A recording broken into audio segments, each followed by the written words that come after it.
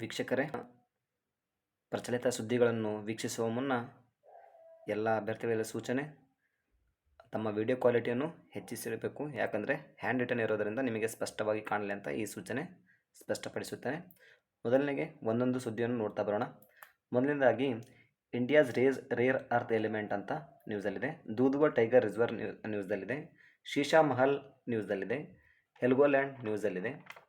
ಹಾಗೂ ವತ್ಸಲ ಆನೆ ಅಂತ ಏಷ್ಯಾದ ಅತಿ ಹೆಚ್ಚಿನ ವಯಸ್ಸಿನ ಆನೆ ನಿಧನ ಆಗಿದೆ, ಅದು ನ್ಯೂಸಲ್ಲಿದೆ.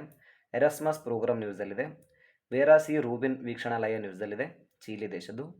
ನ್ಯಾಂಗೈ ದ್ವೀಪ ನ್ಯೂಸಲ್ಲಿದೆ. ಮಿನಿಯೇಚರ್ ಪ್ಲಾಸ್ಮಾ ಲೂಪ್ಸ್ ಅಂತ ನ್ಯೂಸ್ ಆಗಿದೆ. ಎಕ್ಸ್ಟೆಂಡೆಡ್ ರೇಂಜ್ ಆ್ಯಂಟಿ ಸಬ್ಮರೈನ್ ರಾಕೆಟ್ ನ್ಯೂಸಲ್ಲಿದೆ. ಮ್ಯಾಗ್ನೆಟೋಮೀಟರ್ ನ್ಯೂಸಲ್ಲಿದೆ. ಹಾಗೂ ಅಡ್ಮಿರಾಲಿಟಿ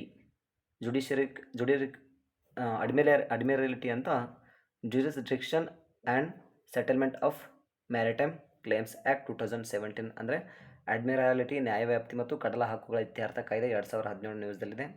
ಬಲ್ಗೇರಿಯಾ ಅಂತ ಒಂದು ಯುರೋಪಿಯನ್ ದೇಶ, ಇದು ಇತ್ತೀಚೆಗೆ ಯೂರೋ ಕರೆನ್ಸಿನೂ ಅಳವಡಿಸ್ಕೊಳ್ಳೋಕೆ ಗ್ರೀನ್ ಸಿಗ್ನಲ್ ದೊರಕಿದೆ. ಆಮೇಲೆ ಕೋಟಮ್ ಬೇಬಿ ಅಂತ the first ever malaria treatment ಕಂಡುಹಿಡಿಯಲಾಗಿದೆ. ಹಾಗೂ ಬ್ಯಾಟ್ರಿ ಪಾಸ್ಪೋರ್ಟ್ ರೆಜಿಮ್ ಅಂತ ನ್ಯೂಸ್ದಲ್ಲಿದೆ. ನಿಸ್ತಾರ್ ಹಿಂದೂಸ್ತಾನ್ ಶಿಪ್ಯಾರ್ಡ್ ಲಿಮಿಟೆಡ್ ವಿಶಾಖಪಟ್ಟಣ ನ್ಯೂಸ್ದಲ್ಲಿದೆ. Medium altitude long endurance drone ನ್ಯೂಸ್ದಲ್ಲಿದೆ.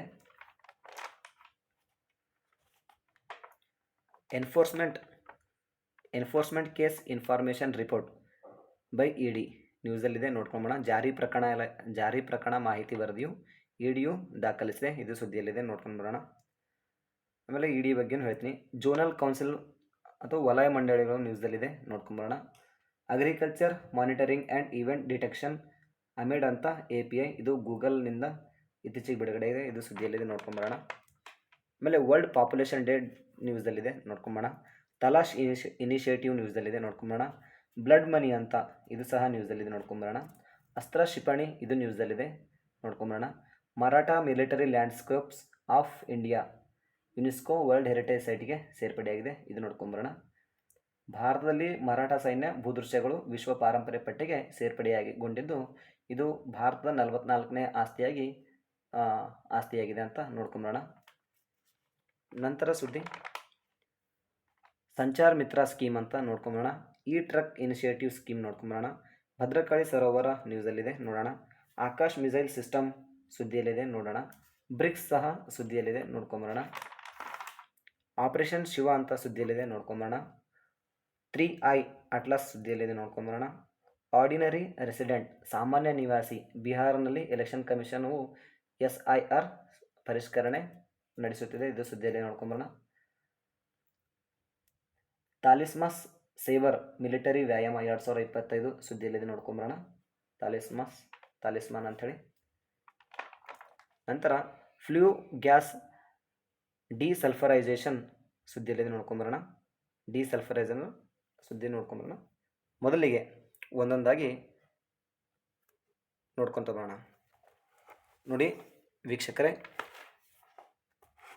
ನೋಡಿ ಇದು ಮೇನ್ ಹೆಡ್ಡಿಂಗ್ ಆಗಿ ಮುಖ್ಯಾಂಶಗಳು ಹೇಳ್ತಾ ಹೋಗ್ತೀನಿ. ರಕ್ಷಣಾ ಸಂಶೋಧನೆ ಮತ್ತು ಅಭಿವೃದ್ಧಿ ಸಂಸ್ಥೆ DRDO ಮತ್ತು ಇಂಡಿಯನ್ ಏರ್ಫೋರ್ಸ್ ಶುಕ್ರವಾರ ಜುಲೈ 11ರಂದು ಒಡಿಶಾದ ಕರಾವಳಿಯಲ್ಲಿ ಸುಖೋಯ್ 30 MK1 ಪ್ಲಾಟ್ಫಾರ್ಮ್ನಿಂದ ಸ್ಥಳೀಯ ರೇಡಿಯೋ ಫ್ರೀಕ್ವೆನ್ಸಿ ಸೀಕರ್ನೊಂದಿಗೆ ಸ್ಥಳೀಯ ಬಿಯಾಂಡ್ ವಿಜುವಲ್ ರೇಂಜ್ ಕ್ಷಿಪಣಿ beyond visual range air to air missile ಅಸ್ತ್ರದ ಹಾರಾಟ ಯಶಸ್ವಿಗೊಳಿಸಿದೆ, ಇದು ಸುದ್ದಿಯಲ್ಲಿ ನೋಡೋದು. ಇದು ಮಾಡಿದ್ರೆ ಯಾರಪ್ಪ ಕಂಡಕ್ಟ್ ಮಾಡಿದ್ರು? DRDO ಮತ್ತು ಇಂಡಿಯನ್ ಏರ್ಫೋರ್ಸ್. ನಂತರ ಸುದ್ದಿಯಲ್ಲಿರೋದು ಮರಾಠ ಮಿಲಿಟರಿ. ನೋಡಿ,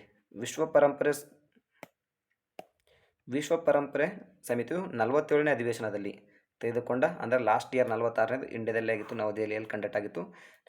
ಇಲ್ಲಿ ತೆಗೆದುಕೊಂಡಂಥ ನಿರ್ಧಾರದಲ್ಲಿ 2024-25 ಚಕ್ರಕ್ಕೆ ಭಾರತ ಅಧಿಕೃತ ನಾಮನಿರ್ದೇಶನವಾದ ಭಾರತದ ಮರಾಠ ಮಿಲಿಟರಿ ಭೂದೃಶ್ಯಗಳು ಯುನೆಸ್ಕೋ ಪಾರಂಪರಿಕ ಪಟ್ಟಿಯಲ್ಲಿ ಸೇರ್ಪಡೆಯಾಗಿದ್ದು, ಈ ಮನ್ನಣೆಯನ್ನು ಪಡೆದ ಭಾರತದ 44ನೇ ಆಸ್ತಿಯಾಗಿದೆ. ಹಾಗಾದರೆ 43ನೇದು ಯಾವುದು? ಅಸ್ಸಾಂನಲ್ಲಿದು. 42ನೇದು ಯಾವುದು? ಕರ್ನಾಟಕದ ಹೊಯ್ಸಳೇಶ್ವರ, ಇವು. ಆಮೇಲೆ 41ನೇದು ಶಾಂತಿನಿಕೇತನ ಇವು ಸಹ ನೋಡ್ಕೊಂಡು ಬರೋಣ ಆಮೇಲೆ. ಓಕೆನಾ. ನಂತರ ಸುದ್ದಿಯಲ್ಲಿದೆ ಈ ದೂಧ್ವಾ ಟೈಗರ್ ರಿಸರ್ವ್ನಲ್ಲಿ ಚಿರತೆಗಳ ಸಂಖ್ಯೆ ಹೆಚ್ಚಾಗಿದೆ. ಇದು ಸುದ್ದಿಯಲ್ಲಿದೆ, ನೋಡ್ಕೊಂಬರೋಣ. ಆಮೇಲೆ ವೇರಾ ಸಿ ರೂಬಿನ್ ವೀಕ್ಷಣಾಲಯ ಬಗ್ಗೆ ನೋಡ್ಕೊಂಬರೋಣ. ಸೌರ ಕರೋನದಲ್ಲಿ ಸಣ್ಣ ಕುಣಿಕೆಗಳು ಸೂರ್ಯನ ಗುಪ್ತ ಸ್ಫೋಟಕ ರಹಸ್ಯಗಳನ್ನು ಅನಾವರಣಗೊಳಿಸಿದ್ದು ಸುದ್ದಿಯಲ್ಲಿದೆ, ನೋಡ್ಕೊಂಬರೋಣ. ಆಮೇಲೆ INS ಕರವಟ್ಟಿಯು ವಿಸ್ತರಿಸುವ ಶ್ರೇಣಿಯ ಜಲಾಂತರ್ಗಾಮಿ ವಿರೋಧಿ ರಾಕೆಟ್ನ ಬಳಕೆದಾರ ಉಪಯೋಗವನ್ನು ಯಶಸ್ವಿಯಾಗಿ ನಡೆಸಲಾಗಿದೆ. ಇದು ಸುದ್ದಿಯಲ್ಲಿದೆ, ನೋಡ್ಕೊಂಬರೋಣ. ಆಮೇಲೆ ಇಡಿ ECIR ಭಾರತದಲ್ಲಿ ಜಾರಿ ಪ್ರಕರಣ ಮಾಹಿತಿ ವರದಿ ಎಂಬುದು ಇಡಿ ಅಕ್ರಮ ಹಣ ವರ್ಗಾವಣೆ ಕಾಯ್ದೆ ಅಡಿಯಲ್ಲಿ PMLA ಅಡಿಯಲ್ಲಿ ತನಿಖೆ ಪ್ರಾರಂಭಿಸಿದಾಗ ರಚಿಸುವ ಆಂತರಿಕ ದಾಖಲೆಯಾಗಿದೆ. ಇದು ಒಂದು FIR ಅಲ್ಲ, FIRನಂತೆ ಇರುತ್ತೆ ಬಟ್ FIR ಅಲ್ಲ ಅಂತ ಸುಪ್ರೀಂ ಕೋರ್ಟ್ ಹೇಳಿದೆ. ಅದು ಸುದ್ದಿಯಲ್ಲೇ ನೋಡ್ಕೊಂಬರೋಣ. ಆಮೇಲೆ ವಲಯ ಮಂಡಳಿಗಳು ಸುದ್ದಿಯಲ್ಲಿದೆ. ವಲಯ ಮಂಡಳಿಗಳು ಕೇವಲ ಚರ್ಚಾ ವೇದಿಕೆಗಳಿಂದ ಸಹಕಾರದ ಎಂಜಿನ್ಗಳಾಗಿ ರೂಪಾಂತರಗೊಂಡಿವೆ ಎಂದು ಕೇಂದ್ರ ಗೃಹ ಸಚಿವ ಅಮಿತ್ ಶಾ ಗುರುವಾರ ಹೇಳಿದ್ದಾರೆ. ಹಾಗಾಗಿ ಸುದ್ದಿಯಲ್ಲಿದೆ, ನೋಡ್ಕೊಂಬರೋಣ. ಆಮೇಲೆ ಗೂಗಲ್ ಇತ್ತೀಚೆಗೆ ಏನು ಮಾಡಿದೆ, AMED API ಅನ್ನು ಪ್ರಾರಂಭಿಸಿದೆ. ಇದು ಏನು ಅಂದರೆ ಇವೆಂಟ್, ಇದು ಕೃಷಿಗೆ ಸಂಬಂಧಪಟ್ಟಂತೆ ಕೃಷಿ ಮಾನಿಟರಿಂಗ್ ಮತ್ತು ಇವೆಂಟ್ ಡಿಟೆಕ್ಷನ್ ಕೆಲಸ ಮಾಡ್ತದೆ. ಇದು ಸಹ ಸುದ್ದಿಯಲ್ಲಿದೆ, ನೋಡ್ಕೊಂಬರೋಣ. ಆಮೇಲೆ ಯುವಜನರು ಬಯಸುವ ಕುಟುಂಬಗಳನ್ನು ನಿರ್ಮಿಸಲು ಸಬಲೀಕರಣಗೊಳಿಸೋದು, ಅಂದರೆ ಯುವಜನರನ್ನು ಸಬಲೀಕರಣಗೊಳಿಸಬೇಕಂತ ಈ ವರ್ಷದ ಪಾಪ್ಯುಲೇಷನ್ ಡೇದ ಥೀಮ್ ಆಗಿದೆ, ನೋಡ್ಕೊಂಬೋಣ. ಜುಲೈ 11 ಪಾಪ್ಯುಲೇಷನ್ ಡೇ, ಇದು ಸಂಬಂಧಪಟ್ಟಂತೆ ಇದು ಥೀಮ್ ಆಗಿರುತ್ತೆ. ಯುವಜನರು ಬಯಸುವ ಕುಟುಂಬಗಳನ್ನು ನಿರ್ಮಿಸಲು ಅವರನ್ನು ಸಬಲೀಕರಣಗೊಳಿಸುವುದು 2025ರ ಥೀಮ್ ಆಗಿದೆ. ಹಾಗಾದರೆ ನೋಡಿ, 2011ರಲ್ಲಿ ಜಾಗತಿಕ ಜನಸಂಖ್ಯೆ 7 ಬಿಲಿಯನ್ ಇತ್ತು. 2021ರಲ್ಲಿ ಸುಮಾರು 7.9ಕ್ಕೆ ತಲುಪಿದೆ. ಆಮೇಲೆ 2030ರಲ್ಲಿಗೆ ಸುಮಾರು 8.5ಕ್ಕೆ ತಲುಪಲಿದೆ. ಆಮೇಲೆ 2050ರಲ್ಲಿ 9.7ಕ್ಕೆ ತಲುಪಲಿದೆ. 2100ರಲ್ಲಿ ಒಟ್ಟು 10.9 ಬಿಲಿಯನ್ಗೆ ಜನಸಂಖ್ಯೆ ತಲುಪಲಿದೆ ಎಂಬ ನಿರೀಕ್ಷೆ ಇದೆ. ನೆಕ್ಸ್ಟ್ ತಲಾಶ್ ಇನಿಷಿಯೇಟಿವ್ ಬಗ್ಗೆ ನೋಡೋಣ. ತಲಾಶ್ ಇನಿಷಿಯೇಟಿವ್ ಸುದ್ದಿಯಲ್ಲಿ ಯಾಕಿತ್ತು ಅಂದರೆ, ರಾಷ್ಟ್ರೀಯ ಬುಡಕಟ್ಟು ವಿದ್ಯಾರ್ಥಿಗಳ ಶೈಕ್ಷಣಿಕ ಸೊಸೈಟಿ NESTS ಮತ್ತು ಯುನಿಸೆಫ್ ಇಂಡಿಯಾ ಬುಡಕಟ್ಟು ವಿದ್ಯಾರ್ಥಿಗಳಿಗಾಗಿ ನವೀನ ಡಿಜಿಟಲ್ ವೇದಿಕೆಯಾದ ತಲಾಶ್ ಅನ್ನೋದು ಪ್ರಾರಂಭಿಸಿದೆ. ಹಾಗಾಗಿ ಸುದ್ದಿಯಲ್ಲಿತ್ತು, ನೋಡ್ಕೊಂಬೋಣ. ಆಮೇಲೆ ಬ್ಲಡ್ ಮನಿ ಸುದ್ದಿಯಲ್ಲಿದೆ. ಬ್ಲಡ್ ಮನಿ ಅಂದರೆ ಏನು ಅಂದರೆ, ಕೇರಳದ ನಿಮಿಷ ಪ್ರಿಯಾ ಅಂತ ಜುಲೈ 16ರಂದು ಆಕೆಯ ಮರಣದಂಡನೆಯನ್ನು ಜಾರಿಗೆ ತರಲು ನಿರ್ಧರಿಸಲಾಗಿದೆ ಎಂದು ವರದಿಯಾಗಿತ್ತು, ಇಲ್ಲಿ ಯಮನ್ ದೇಶದಲ್ಲಿ. ಆದರೆ ಆಕೆಯ ಬೆಂಬಲಿಗರು ರಕ್ತದ ಹಣ ಅಥವಾ ಇಸ್ಲಾಮಿಕ್ ಕಾನೂನಿನ ಅಡಿಯಲ್ಲಿ ದಿಯಾ ಎನ್ನುವುದು, ಇದು ದಿಯಾ ಎಂದು ಕರೆಯಲ್ಪಡುವ ಹಣವನ್ನು ಸಂಗ್ರಹಿಸುವ ಮೂಲಕ ಆಕೆಯನ್ನು ಉಳಿಸಿಕೊಳ್ಳುವ ಪ್ರಯತ್ನ ನಡೆಸಲಾಗುತ್ತೆ. ಅದನ್ನು ಬ್ಲಡ್ ಮನಿ ಅಂತ ಕರೀತಾರೆ. ಹಾಗಾಗಿ ಒಂದೊಂದು ಸುದ್ದಿ ನೋಡ್ಕೋತಾ ಬರೋಣ. ಈಗ ಮೊದಲಿಗೆ ರೇರ್ ಅರ್ತ್ ಎಲಿಮೆಂಟ್ ಸುದ್ದಿಯಲ್ಲಿತ್ತು. ಭಾರತವು ವಿಶ್ವದ 3ನೇ ಅತಿ ದೊಡ್ಡ ರೇರ್ ಅರ್ತ್ ಎಲಿಮೆಂಟ್ ನಿಕ್ಷೇಪಗಳನ್ನು ಹೊಂದಿದ ದೇಶವಾಗಿದೆ. ಆದರೆ ಜಾಗತಿಕವಾಗಿ ರೇರ್ ಅರ್ತ್ ಎಲಿಮೆಂಟ್ ಗಣಿಗಾರಿಕೆಯಲ್ಲಿ ಭಾರತವು ಅಂದರೆ 1%ಗಿಂತ ಕಡಿಮೆ 1%ಗಿಂತ ಕಡಿಮೆ ಕೊಡುಗೆಯಾಗಿದೆ. ಅಂದರೆ 0.74 ಆಗಿದೆ. 0.74 ಕೊಡುಗೆ ನೀಡುತ್ತದೆ ಜಾಗತಿಕವಾಗಿ. ಹಾಗಾದರೆ ಪ್ರಪಂಚದಲ್ಲಿ ಅತಿ ಹೆಚ್ಚು ಉತ್ಪಾದಿಸೋದು ಯಾವುದಪ್ಪ ಅಂದ್ರೆ, ಚೀನಾ ದೇಶವು ವಿಶ್ವದ ಒಟ್ಟು ನಿಕ್ಷೇಪಗಳಲ್ಲಿ 49% ಹೊಂದಿದೆ. 1ನೇ ಸ್ಥಾನದಲ್ಲಿದೆ ಚೀನಾ, 2ನೇ ಸ್ಥಾನದಲ್ಲಿ ಬ್ರೆಜಿಲ್ ಇದೆ, 3ನೇ ಸ್ಥಾನದಲ್ಲಿ ಭಾರತ ಇದೆ, 4ನೇ ಸ್ಥಾನದಲ್ಲಿ ಆಸ್ಟ್ರೇಲಿಯಾ ಇದೆ. ಓಕೆನಾ. ನೋಡಿ, 69 ರೇರ್ ಅರ್ತ್ ಎಲಿಮೆಂಟ್ಗಳನ್ನು ಗಣಿಗಾರಿಕೆ ಮಾಡುತ್ತದೆ. 90% ರೇರ್ ಅರ್ತ್ ಎಲಿಮೆಂಟ್ಗಳನ್ನು ಸಂಶೋಧನೆ ಮಾಡುತ್ತಿದೆ. ಹಾಗಾದರೆ ಭಾರತದಲ್ಲಿ ರೇರ್ ಅರ್ತ್ ಎಲಿಮೆಂಟ್ ಬಗ್ಗೆ ಏನಿದೆ ನೋಡೋಣ. ಭಾರತದಲ್ಲಿ ರೇರ್ ಅರ್ತ್ ಎಲಿಮೆಂಟ್ ಅಪರೂಪದ ಭೂಮಿಯ ಧಾತುಗಳು ಯಾವುವಂದ್ರೆ ನೋಡಿ, ಇದ್ರ ಬಗ್ಗೆ ತಿಳ್ಕೊಳ್ಳೋಣ. ಭಾರತದ ರೇರ್ ಅರ್ತ್ ಎಲಿಮೆಂಟ್ ನಿಕ್ಷೇಪಗಳು ಹೆಚ್ಚಾಗಿ ಮೊನೋಜೈಟ್ ಮರಳಿನಲ್ಲಿದೆ. ಮೊನೋಜೈಟ್ ಮರಳಿನಲ್ಲಿ ರೇರ್ ಅರ್ತ್ ಎಲಿಮೆಂಟ್ ನಾವು ಕಾಣ್ಬೋದು, ಭಾರತದಲ್ಲಿ ಕಂಡುಬರುತ್ತೆ. ಇದರಲ್ಲಿ ಥೋರಿಯಂ ಸಹ ಒಳಗೊಂಡಿರ್ತದೆ. ಥೋರಿಯಂ ಕರಾವಳಿ ರಾಜ್ಯಗಳು ಮುಂಚೂಣಿಯಲ್ಲಿದೆ. ಈ ರೇರ್ ಅರ್ತ್ ಎಲಿಮೆಂಟ್ ದೊರಕುವ ಪ್ರದೇಶಗಳಲ್ಲಿ ಕರಾವಳಿ ರಾಜ್ಯಗಳು ಮುಂದಿವೆ. ಅವುಗಳೆಂದರೆ ತಮಿಳುನಾಡು, ಕೇರಳ, ಆಂಧ್ರ ಪ್ರದೇಶ ಮತ್ತು ಒಡಿಸ್ಸಾಗಳು. ನಂತರ ಸಂಚಾರ್ ಮಿತ್ರ ಸ್ಕೀಮ್ ಸುದ್ದಿಯಲ್ಲಿತ್ತು. ಸಂಚಾರ ಮಿತ್ರ ಸ್ಕೀಮ್ ಎಂದರೇನಂತ ನೋಡೋಣ. ಇತ್ತೀಚೆಗೆ ಭಾರತ ಸರ್ಕಾರದ ದೂರಸಂಪರ್ಕ ಇಲಾಖೆ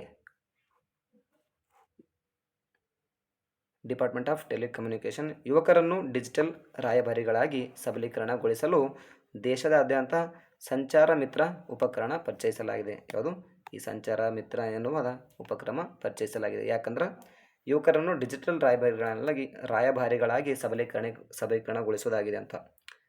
ನೋಡೋಣ ಏನೇನು ಸಬಲೀಕರಣ ಮಾಡ್ತಾರಂತ. ಇದು ವಿದ್ಯಾರ್ಥಿ ಸ್ವಯಂ ಸೇವಕರ ಮೇಲೆ ಕೇಂದ್ರೀಕೃತವಾಗಿದೆ. ಸಂಚಾರ್ ಮಿತ್ರಸ್ ಎಂದು ಗೊತ್ತುಪಡಿಸಲಾಗಿದೆ. ಪ್ರಮುಖ ದೂರಸಂಪರ್ಕ ಸಮಸ್ಯೆಗಳ ಬಗ್ಗೆ ಸಾರ್ವಜನಿಕರಲ್ಲಿ ಜಾಗೃತಿ ಮೂಡಿಸಲು ಅಧಿಕಾರ ಹೊಂದಿದೆ. ಇದು ವಿಸ್ತೃತ ಸಂಚಾರ ಮಿತ್ರ ಯೋಜನೆಯು ಸಾರ್ವಜನಿಕ ಜಾಗೃತಿಯನ್ನು ಹೆಚ್ಚಿಸುವ ಗುರಿ ಹೊಂದಿದ್ದು, ಭಾಗವಹಿಸುವ ವಿದ್ಯಾರ್ಥಿಗಳಿಗೆ 5G 6G ಕೃತಕ ಬುದ್ಧಿಮತ್ತತೆ, ಸೈಬರ್ ಭದ್ರತೆ ಸೇರಿದಂತೆ ಅತ್ಯಾಧುನಿಕ ದೂರಸಂಪರ್ಕ ತಂತ್ರಜ್ಞಾನಗಳಿಗೆ ಒದಗಿಸುತ್ತದೆ. ನಂತರ ನ್ಯೂಸಲ್ಲಿತ್ತು ಇ ಟ್ರಕ್ ಇನಿಷಿಯೇಟಿವ್ ಸ್ಕೀಮ್ ಅಂತ. ಇ ಟ್ರಕ್ ಇನಿಷಿಯೇಟಿವ್ ಸ್ಕೀಮ್ ಬಗ್ಗೆ ತಿಳ್ಕೊಳ್ಳೋಣ. ಇದು ಏನು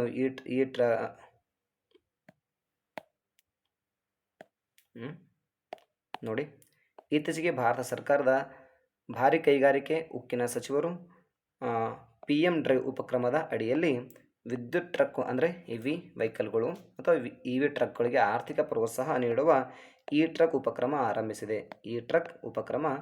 ಆರಂಭಿಸಿದೆ.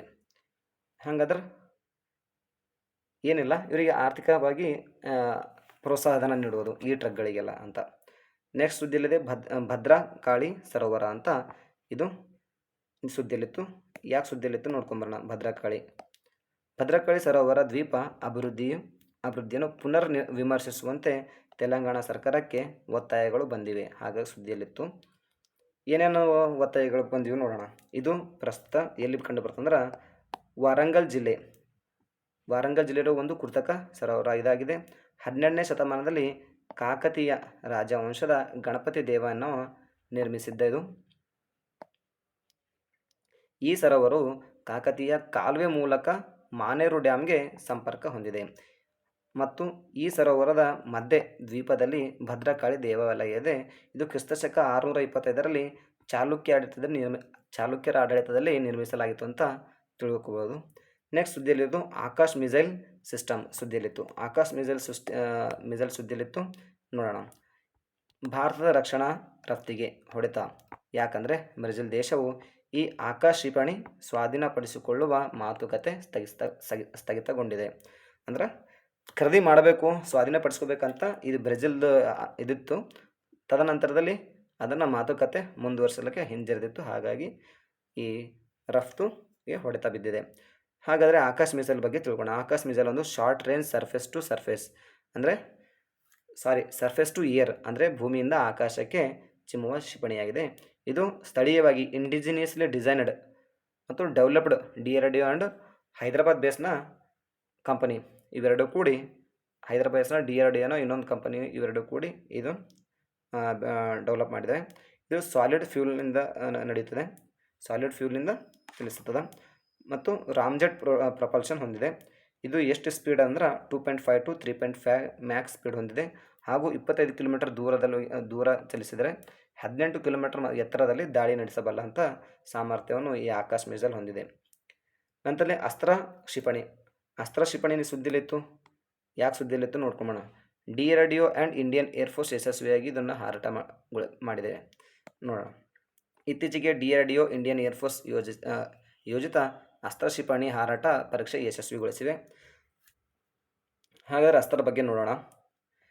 Beyond visual range air to surface missile ಇದನ್ನು ಸ್ವದೇಶಿ ನಿರ್ಮಿತವಾಗಿದ್ದು ಸುಖೋಯ್ 30 MK1 ನಿಂದ ಸ್ಥಳೀಯವಾಗಿ ರೇಡಿಯೋ ಫ್ರೀಕ್ವೆನ್ಸಿ ಹೊಂದಿದೆ. ಇದು 100 ಕಿಲೋಮೀಟರ್ ವ್ಯಾಪ್ತಿಗಿಂತ ಹೆಚ್ಚು ದೂರ ಸಾಮರ್ಥ್ಯ ಹೊಂದಿದೆ. ನೆಕ್ಸ್ಟ್ ಸುದ್ದಿಯಲ್ಲಿರೋದು Maratha military landscape of India UNESCO world heritage ಅಂತ ಸುದ್ದಿಯಲ್ಲಿದೆ. ಅಂದರೆ ಈ ಮರಾಠ ಭೂದೃಶ್ಯಗಳನ್ನು ಸುದ್ದಿಯಲ್ಲಿದ್ದು ನೋಡೋಣ. ಭಾರತದಲ್ಲಿ ಮರಾಠರ ಸೈನ್ಯ ಭೂದೃಶ್ಯಗಳು ವಿಶ್ವ ಪಾರಂಪರ್ಯ ಪಟ್ಟಿಗೆ ಸೇರ್ಪಡೆಗೊಂಡಿದ್ದು ಯುನೆಸ್ಕೋ ಪಟ್ಟಿಗೆ ಸೇರಿದ ಭಾರತದ 44ನೇ ಆಸ್ತಿಯಾಗಿದೆ. ಓಕೆನಾ? ಹಾಗಾದರೆ ತಿಳ್ಕೊಂಡು ಬರೋಣ. 17ನೇ ಶತಮಾನದಿಂದ 19ನೇ ಶತಮಾನದವರೆಗೆ ಅಭಿವೃದ್ಧಿ ಹೊಂದಿದ 12 ಕೋಟೆಗಳು ಅಂದರೆ ಈ ಮರಾಠರ ಆಡಳಿತದಲ್ಲಿ 12 ಕೋಟೆಗಳು ಅಭಿವೃದ್ಧಿ ಹೊಂದಿದವು. ಅವರ ಈ ಅಸಾಧಾರಣ ಕೊಡುಗೆಯು ಮರಾಠರ ಸಾಮ್ರಾಜ್ಯದ ಮಿಲಿಟರಿ ಕಾರ್ಯತಂತ್ರದ ದೃಷ್ಟಿಕೋನ ಮತ್ತು ವಾಸ್ತುಶಿಲ್ಪದ ಜಾಣ್ಮೆ ಪ್ರದರ್ಶಿಸುತ್ತದೆ. ಈ 12 ಕೋಟೆಗಳು ಮಹಾರಾಷ್ಟ್ರ ಮತ್ತು ತಮಿಳುನಾಡಲ್ಲಿ ಹರಡಿಕೊಂಡಿವೆ. ಉದಾಹರಣೆಗೆ ಗಿಂಜಿ ಕೋಟೆ ತಮಿಳುನಾಡಲ್ಲಿದೆ. ಸಲೇರ್, ಶಿವನೇರಿ, ಲೋಹಗಢ್, ರಾಜ್ಗಢ್, ಗಿಂಜಿ ಕೋಟೆಗಳು ಬೆಟ್ಟಗುಡ್ಡಗಳಲ್ಲಿ ನೆಲೆಸಿರುವುದರಿಂದ ಬೆಟ್ಟದ ಕೋಟೆಗಳೆಂದು ಕರೆಯುತ್ತಾರೆ. ಯುನೆಸ್ಕೋ ಬಗ್ಗೆ ತಿಳ್ಕೊಳ್ಳೋಣ. ಯುನೆಸ್ಕೋ ಅಂದರೆ ಏನು, ಇದು ಏನು ಕೆಲಸ ಮಾಡ್ತದೆ, ಯುನೆಸ್ಕೋ ಬಗ್ಗೆ ತಿಳ್ಕೊಳ್ಳೋಣ.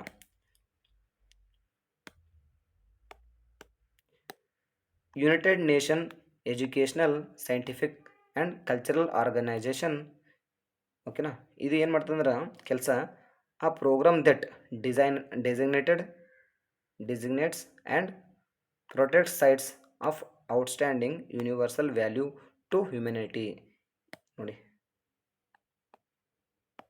ಅಂದರೆ ಮಾನವೀಯತೆಗೆ ಅತ್ಯುತ್ತಮ ಸಾರ್ವಕಾಲಿಕ ಮೌಲ್ಯದ ತಾಣಗಳನ್ನು ಗೊತ್ತುಪಡಿಸಿ ಅವನ್ನು ಸಂರಕ್ಷಿಸುತ್ತದೆ.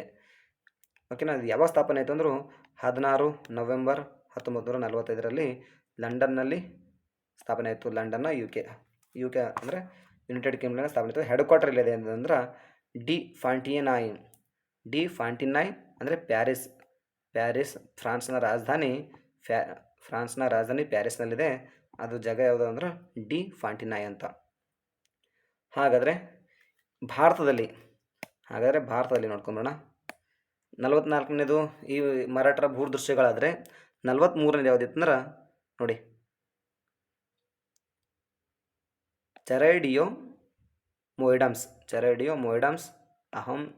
ಅಹಂ ರಾಜವಂಶದ ಸಮಾಧಿ ದಿಬ್ಬಗಳು 43ನೇ ಸ್ಥಾನ ಆಗಿತ್ತು. ಹಾಗಾದರೆ 42ನೇ ಸ್ಥಾನ ಯಾವುದಿತ್ತಪ್ಪ ಅಂದ್ರೆ ಕರ್ನಾಟಕದ ಬೇಲೂರು, ಹಳೆಬೀಡು, ಸೋಮನಾಥಪುರ 2023ರಲ್ಲಿ ಸೇರ್ಪಡೆಗೊಂಡಿದ್ದು. 41ನೇದು ಶಾಂತಿನಿಕೇತನ ವೆಸ್ಟ್ ಬೆಂಗಾಲ್ನಿದೆ. ಓಕೆನಾ, ಒಂದೊಂದಾಗಿ ನೋಡಬೇಕು. ನೋಡಿ, 41ನೇದು, 42ನೇದು, 43ನೇದು, 44ನೇದು ಎಲ್ಲನೂ ಇಲ್ಲೇ ಹೇಳಿದ್ದೀನಿ. ಈಗ 44ನೇದು ವಿಶ್ವ ಪಾರಂಗಿಕ ಪರ್ಯಟನೆ ಸ್ಥಳ ಇರೋದು ಮರಾಠರ ಸೈನ್ಯದ ಭೂದೃಶ್ಯಗಳು 2025ರಲ್ಲಿ ಸೇರ್ಪಡೆಗೊಂಡಿದೆ. ಯಾವ್ಯಾವ ರಾಜ್ಯದಲ್ಲಿ ಹರಡಿವೆ ಅಂದರೆ ಮಹಾರಾಷ್ಟ್ರ ಮತ್ತು ತಮಿಳುನಾಡಿನಲ್ಲಿ. ನೆಕ್ಸ್ಟ್ ಸುದ್ದಿಲಿದು ವರ್ಲ್ಡ್ ಪಾಪ್ಯುಲೇಷನ್ ಡೇ ಜುಲೈ 11, ವಿಶ್ವ ಜನಸಂಖ್ಯೆ ದಿನ ಜುಲೈ 11ರಿಂದ ಆಚರಣೆ ಮಾಡ್ತಾರೆ. ಥೀಮ್ ಏನದಪ್ಪ ಅಂದ್ರೆ ನ್ಯಾಯಯುತ ಮತ್ತು ಭರವಸೆ ಜಗತ್ತಿನಲ್ಲಿ ಯುವಜನರು ಬಯಸುವ ಕುಟುಂಬಗಳನ್ನು ರಚಿಸಲು ಸಬಲೀಕರಣಗೊಳಿಸುವುದಾಗಿದೆ. ಅಂದ್ರೆ ಯುವಜನ ಬಯಸ್ತಕ್ಕಂಥ ಭರವಸೆ ನೋಡಿ, ಯುವಜನರು ಬಯಸುವ ಕುಟುಂಬಗಳನ್ನು ರಚಿಸಲು ಅವರನ್ನು ಸಬಲೀಕರಣಗೊಳಿಸುವ ಥೀಮ್ ಆಗಿದೆ. ಹಾಗಾದರೆ ವರ್ಲ್ಡ್ ಪಾಪ್ಯುಲೇಷನ್ ಡೇ ಬಗ್ಗೆ ತಿಳ್ಕೊಳ್ಳೋಣ. ವಿಶ್ವಸಂಸ್ಥೆಯ ಉಪಕ್ರಮವಾಗಿದೆ. ಇದೊಂದು ಪ್ರತಿ ವರ್ಷ ಜುಲೈ 11ರಂದು ಆಚರಣೆ ಮಾಡ್ತಾರೆ. ಆಮ್ಯಾಗೆ ಇದು ಯಾವಾಗಿಂದ ಆಚರಣೆ ಮಾಡೋಕ್ಕೆ ಸ್ಟಾರ್ಟ್ ಮಾಡಿದ್ರಂದ್ರೆ ಜುಲೈ 11, 1987ರಂದು ವಿಶ್ವ ಜನಸಂಖ್ಯೆ 5 ಶತಕೋಟಿ ತಲುಪಿದ ದಿನ. ಈ ದಿನದ ಸ್ಮರಣೆಗಾಗಿ ಇದನ್ನು ಆಚರಣೆ ಮಾಡ್ತಾರೆ. 20ನೇ ಶತಮಾನದ ಮಧ್ಯಭಾಗದಿಂದ ಈ ವಿಶ್ವ ಜನಸಂಖ್ಯೆಯು 3 ಪಟ್ಟು ಹೆಚ್ಚಾಗ್ತಾ ಬಂದಿದೆ 20ನೇ ಶತಮಾನದ ಮಧ್ಯಭಾಗದಿಂದ. ಹಾಗಾದರೆ ನೋಡೋಣ ಮುಂದೆ. ವಿಶ್ವಸಂಸ್ಥೆಯ ಪ್ರಕಾರ ಜುಲೈ 2025ರ ಹೊತ್ತಿಗೆ 8.2 ಬಿಲಿಯನ್ ಜನರಿದ್ದಾರೆ. ಅಂದರೆ 2025 ಜುಲೈ ತಿಂಗಳಿಂದ ಇದು ಅಲ್ಲಿ ಜುಲೈ ತಿಂಗಳ ಒಳಗೆ 8.2 ಬಿಲಿಯನ್ ಜನರಿದ್ದಾರೆ ಈ ವಿಶ್ವದಲ್ಲಿ. ಹಾಗಾದ್ರೆ 2050ರಿಗೆ ಎಷ್ಟು ಜನ ಆಗ್ಬೋದು ಅಂತ ಅಂದಾಜಂದರೆ 9.7 ಶತಕೋಟಿ. ಹಾಗಾದ್ರೆ 2080ರ ಒಳಗೆ ಎಷ್ಟು ಆಗ್ಬೋದು ಅಂದ್ರೆ 10.4 ಶತಕೋಟಿ. ಹಾಗಾದ್ರೆ 2100ಕ್ಕೆ ಎಷ್ಟಾಯ್ತದೆ ಅಂತ 10.9 ಅಂತ ನಾನು ಆಲ್ರೆಡಿ ಹಿಂದೆ ಹೆಡ್ಲೈನ್ಸ್ ಹೇಳುವಾಗ ಹೇಳಿದ್ದೀನಿ. ವಿಶ್ವಸಂಸ್ಥೆಯ ಪ್ರಕಾರ ಜನಸಂಖ್ಯಾ ನಿಧಿಯು ನೋಡಿ, ಅಂದರೆ ವಿಶ್ವಸಂಸ್ಥೆಯ ಜನಸಂಖ್ಯಾ ನಿಧಿ ಯುನೈಟೆಡ್ ನೇಷನ್ ಜನಸಂಖ್ಯೆ ಅಂದ್ರೆ ಪಾಪ್ಯುಲೇಷನ್ ಒಂದು ಏನು ಫಂಡ್ ಅದಲ್ಲ, ಅದು ಅದರ ಪ್ರಕಾರ 2025ರ ವಿಶ್ವ ಜನಸಂಖ್ಯಾ ವರದಿಯಲ್ಲಿ ಹೇಳಿರುವಂತೆ ಭಾರತದ ಅಂದ್ರೆ ಇದು ಏನು ವರದಿಲ್ಲ, ಈ ವರದಿಯಲ್ಲಿ ಭಾರತ ಜನಸಂಖ್ಯೆ ಎಷ್ಟಿರ್ತದೆ ಅಂದ್ರೆ 1.7 ಶತಕೋಟಿ ಬೆಳವಣಿಗೆ ನಿರೀಕ್ಷೆ ಇದೆ ಅಂತ ಹೇಳಿದ್ದಾರೆ. ಹಾಗೂ ಇದು 1.7 ಶತಕೋಟಿ ಏನದಲ್ಲ ಬೆಳವಣಿಗೆ ಸಾಧಿಸಬಹುದು ನಿರೀಕ್ಷಿತ. ಹಾಗೂ 40 ವರ್ಷಗಳ ನಂತರ ಇದರ ಪ್ರಮಾಣ ಇಳಿಕೆ ಆಗಲಿದೆ ಅಂತ ಅಂದಾಜು ಮಾಡಲಾಗಿದೆ. ನಂತರದ ಸುದ್ದಿಯಲ್ಲಿದ್ದು ತಲಾಶ್ ಇನಿಷಿಯೇಟಿವ್ ಅಂತ. ಈ ತಲಾಶ್ ಇನಿಷಿಯೇಟಿವ್ ಬಗ್ಗೆ ನೋಡ್ಕೊಂಬರೋಣ. ತಲಾಶ್ ಇನಿಷಿಯೇಟಿವ್ ಉಪಕ್ರಮ ಏನದ ತಲಾಶ್ ಯೂನಿಯನ್ ಅಂದ್ರೆ ಇತ್ತೀಚೆಗೆ ಬುಡಕಟ್ಟು ವ್ಯವಹಾರಗಳ ಸಚಿವಾಲಯವು ತನ್ನ ಸ್ವಾಯತ್ತ ಸಂಸ್ಥೆಯಾದ ರಾಷ್ಟ್ರೀಯ ಬುಡಕಟ್ಟು ವಿದ್ಯಾರ್ಥಿ ಸಂಘ ಅಂದರೆ NESTS ತಲಾಶ್ ಉಪಕ್ರಮ ಆರಂಭಿಸಿದೆ. ಹಂಗಂದ್ರೆ ಈಗ ಈ ತಲಾಶ್ ಉಪಕ್ರಮದ ಅಡಿಯಲ್ಲಿ ಏನೇನು ಮಾಡ್ತಾರೆ ಅಂದ್ರೆ ಇದು ಬುಡಕಟ್ಟು ಜನರ ಜೀವನ ಕೌಶಲ್ಯ ಸಾಮರ್ಥ್ಯ ಸ್ವಾಭಿಮಾನದ ಹಬ್ ಆಗಿದೆ. ಏಕಲವ್ಯ ಮಾದರಿ ವಸತಿ ಶಾಲೆಗಳಲ್ಲಿ EMRS ವಿದ್ಯಾರ್ಥಿಗಳ ಸರ್ವತೋಮುಖ ಅಭಿವೃದ್ಧಿ ಬೆಂಬಲಿಸುವ ರಾಷ್ಟ್ರೀಯ ಉಪಕ್ರಮವಾಗಿದೆ. ನೋಟ್ ಇದನ್ನು ಯುನಿಸೆಫ್ ಮತ್ತು NEST ಸಹಭಾಗಿತ್ವದಲ್ಲಿ ತಲಾಶ್ ಆರಂಭಿಸಲಾಗಿದೆ. ಅಂದ್ರೆ ಇದೊಂದು ಸಂಸ್ಥೆ ಯುನಿಸೆಫ್ ಮತ್ತು NEST ಇವೆರಡರ ಸಹಭಾಗಿತ್ವದಲ್ಲಿ ತಲಾಶ್ ಆರಂಭಿಸಲಾಗಿದೆ ಉಪಕ್ರಮ. ನಂತರ ಸುದ್ದಿಯಲ್ಲಿರೋದು ಬ್ಲಡ್ ಮನಿ ಅಂತ. ಬ್ಲಡ್ ಮನಿ ಬಗ್ಗೆ ನೋಡ್ಕೊಂಬರೋಣ. ಬ್ಲಡ್ ಮನಿ ಏನು ಇದು ನೋಡಿ. ಬ್ಲಡ್ ಮನಿ ತಲಲ್ ಅಬ್ದೋ ಮಹದಿ ಅಂತ ಒಬ್ಬ ಹತ್ಯೆ ಆಗಿದ್ದ. ಯಾರು? ಈ ತಲಾಲ್ ಅಬ್ದೋ ಮಹದಿ ಹತ್ಯೆ ಆಗಿತ್ತು. ಇದರ ಆರೋಪಿ ಯಾರಿದ್ರು? ನರ್ಸ್ ನಿಮಿಷ ಪ್ರಿಯಾ ಅಂತ ಇದ್ದರು. ಇವರು ಈ ಸುದ್ದಿಯಲ್ಲಿತ್ತು. ನೋಡೋಣ ಏನಿತ್ತು. ಇಸ್ಲಾಮಿಕ್ ಶರಿಯಾ ಕಾನೂನಡಿ ರಕ್ತದ ಹಣ ಅಥವಾ ದಿಯಾ ನೀಡುವುದು ಅಂದರೆ ಏನಪ್ಪ? ಕೊಲೆ ಮಾಡಿದ ಅಪರಾಧಿಯು ಕೊಲೆಯಾದ ಬಲಿಪಶುವಿನ ಕುಟುಂಬಕ್ಕೆ ನೀಡುವ ಪರಿಹಾರ ಧನವೇ ಈ ದಿಯಾ ಅಥವಾ ಬ್ಲಡ್ ಮನಿಯಾಗಿದೆ. ಸುದ್ದಿಯಲ್ಲಿ ಯಾಕಿತ್ತಪ್ಪ ಅಂದರೆ 2017 ಇವರಿಗೆ 2017ರಲ್ಲಿ ತಲಲ್ ಅಬ್ದೋ ಮಹದಿ ಹತ್ಯೆ ಪ್ರಕರಣದಲ್ಲಿ ಕೇರಳದ ನರ್ಸ್ ನಿಮಿಷ ಪ್ರಿಯಾಳನ್ನು ಯಮನ್ನಲ್ಲಿ ಮರಣದಂಡನೆ ಗುರಿಯಾಗಿದ್ದಳು. ಹಾಗಾಗಿ ಸುದ್ದಿಯಲ್ಲಿತ್ತು. ಇವರನ್ನು ಉಳಿಸ್ಕೊಳ್ಳೋಕೆ ಈ ಬ್ಲಡ್ ಮನಿಯನ್ನು ಸಂಗ್ರಹಿಸುತ್ತಾರೆ ಇವರು ಬೆಂಬಲಿಗರು. ಅಷ್ಟೇ ಸುದ್ದಿಯಲ್ಲಿತ್ತು. ನೆಕ್ಸ್ಟ್ ಸುದ್ದಿಯಲ್ಲಿರೋದು ಜೋನಲ್ ಕೌನ್ಸಿಲ್ ಅಂತ ಅಂದರೆ ವಲಯ ಮಂಡಳಿಗಳು. ವಲಯ ಮಂಡಳಿಗಳ ಅಧ್ಯಕ್ಷರು ಯಾರು ಇರ್ತಾರೆ ಅಂದ್ರೆ ಯಾವಾಗಲೂ ಅಂದರೆ ಕೇಂದ್ರ ಗೃಹ ಸಚಿವರಾಗಿರ್ತಾರೆ. ಕೇಂದ್ರ ಗೃಹ ಸಚಿವರೇ ಈ ವಲಯ ಮಂಡಳಿಗಳ ಅಧ್ಯಕ್ಷರಾಗಿರ್ತಾರೆ. ಸುದ್ದಿಯಲ್ಲಿ ಏನಿತ್ತು ವಲಯ ಮಂಡಳಿ ಅಂದ್ರೆ ನೋಡೋಣ. ಇತ್ತೀಚೆಗೆ ಕೇಂದ್ರ ಗೃಹ ಸಚಿವರು ವಲಯ ಮಂಡಳಿಗಳು ಕೇವಲ ಚರ್ಚಾ ವೇದಿಕೆಗಳಿಂದ ಸಹಕಾರದ ಗಳಾಗಿ ರೂಪಾಂತರಗೊಂಡಿವೆ ಎಂದು ಹೇಳಿದರು. ಅಂದ್ರೆ ಇವು ಚರ್ಚಾ ವೇದಿಕೆಗಳಿಂದ ಸಹಕಾರದ ಎಂಜಿನ್ಗಳಾಗಿ ರೂಪಾಂತರಗೊಂಡಿವೆ ಎಂದು ಹೇಳಿದರು. ಮತ್ತು ಸಭೆಗಳಲ್ಲಿ ತೆಗೆದುಕೊಳ್ಳಲಾದ 83 ಅಂದರೆ ಪ್ರತಿ ವರ್ಷ ಏನು ಸಭೆ ಮಾಡ್ತಾರೆ ಈ ವಲಯ ಮಂಡಳಿಗಳು ಏನು ಇಷ್ಟವ ಅವೆಲ್ಲ ಸಭೆ ಮಾಡಿ ಸಲಹೆಗಳು ಕೊಡ್ತವೆ. ಆ ಸಮಸ್ಯೆಗಳಲ್ಲಿ 83% ಸಮಸ್ಯೆಗಳು ಬಗೆಹರಿಸಲಾಗಿದೆ ಅಂತ ಇಲ್ಲಿ ಹೇಳಿದರು. ಹಾಗಾಗಿ ಸುದ್ದಿಯಲ್ಲಿತ್ತು. ನೋಡೋಣ ಜೋನಲ್ ಕೌನ್ಸಿಲ್ ಬಗ್ಗೆ. ಜೋನಲ್ ಕೌನ್ಸಿಲ್ ಅಂದರೆ ಏನು ಇದ್ರ ಬಗ್ಗೆ ತಿಳ್ಕೊಳ್ಳೋಣ. ಓಕೆನಾ? ಜೋನಲ್ ಕೌನ್ಸಿಲ್ ಬಗ್ಗೆ ತಿಳ್ಕೊಳ್ಳೋಣ. ಈ ಪರಿಕಲ್ಪನೆಯು ಯಾವಾಗ ಬಂತು ಜೋನಲ್ ಕೌನ್ಸಿಲ್ ಅಂತಂದ್ರೆ ಈ ಪರಿಕಲ್ಪನೆಯು 1956ರಲ್ಲಿ ಪಂಡಿತ್ ಜವಾಹರ್ಲಾಲ್ ನೆಹರು ಅವರು ಪ್ರಸ್ತಾಪಿಸಿದರು. ವಲಯ ಮಂಡಳಿಗಳು ಶಾಸನಬದ್ಧ ಸಂಸ್ಥೆಯಾಗಿದೆ ಅಂದ್ರೆ ಶಾಸನಬದ್ಧ ಸಂಸ್ಥೆ ಆಗಿವೆ. 1952ರಲ್ಲಿ ರಾಜ್ಯ ಪುನರ್ವಿಂಗಡಣಾ ಕಾಯ್ದೆ ಸೆಕ್ಷನ್ 15ರಿಂದ 22ರಲ್ಲಿ ಅಡಿಯಲ್ಲಿ ಇವು ನಾವು ನೋಡ್ಬೋದು. 1957ರ ಸಮಯದಲ್ಲಿ 5 ವಲಯ ಮಂಡಳಿಗಳು ಸ್ಥಾಪಿಸಲಾಗಿತ್ತು. ಅಂದ್ರೆ 1957ರಲ್ಲಿ 5 ವಲಯ ಮಂಡಳಿಗಳಾಗಿ ಸ್ಥಾಪಿಸಲಾಗಿತ್ತು.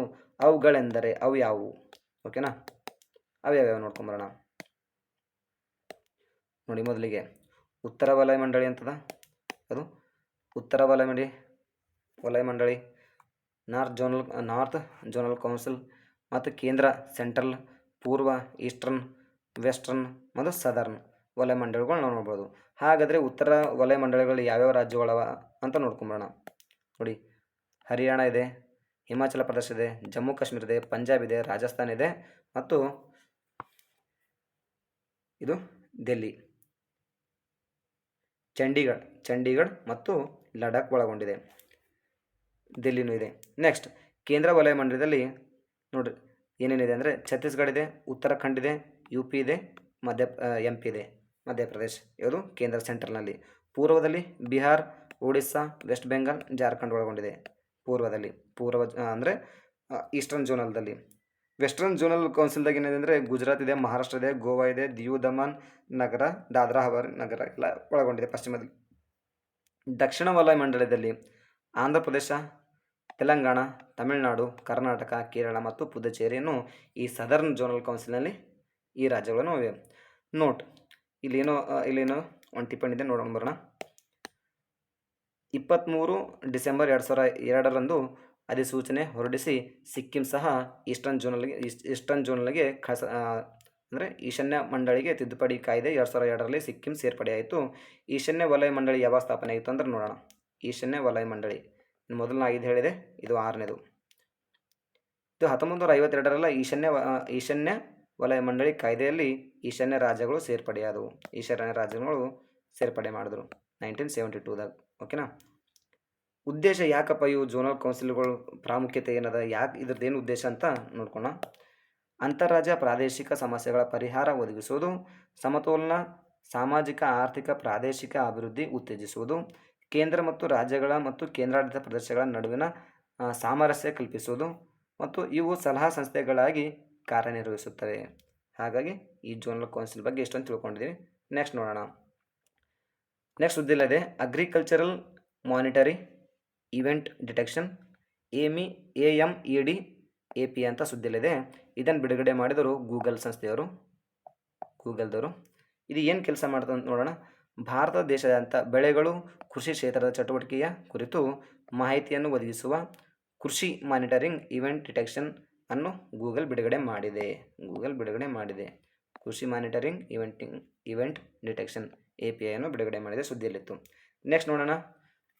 Enforcement case information report ED, ಇದು ಸುದ್ದಿಯಲ್ಲಿದೆ. ಅಂದ್ರೆ ED ಸುದ್ದಿಯಲ್ಲಿತ್ತು. ಅಂದ್ರೆ ಎನ್ಫೋರ್ಸ್ಮೆಂಟ್ ಡಿಪಾರ್ಟ್ಮೆಂಟ್ ಯಾಕೆ ಸುದ್ದಿಯಲ್ಲಿತ್ತು ಅಂದ್ರೆ ಜಾರಿ ಪ್ರಕರಣ ಮಾಹಿತಿ ವರದಿ EDಯು ದಾಖಲಿಸಿದೆ.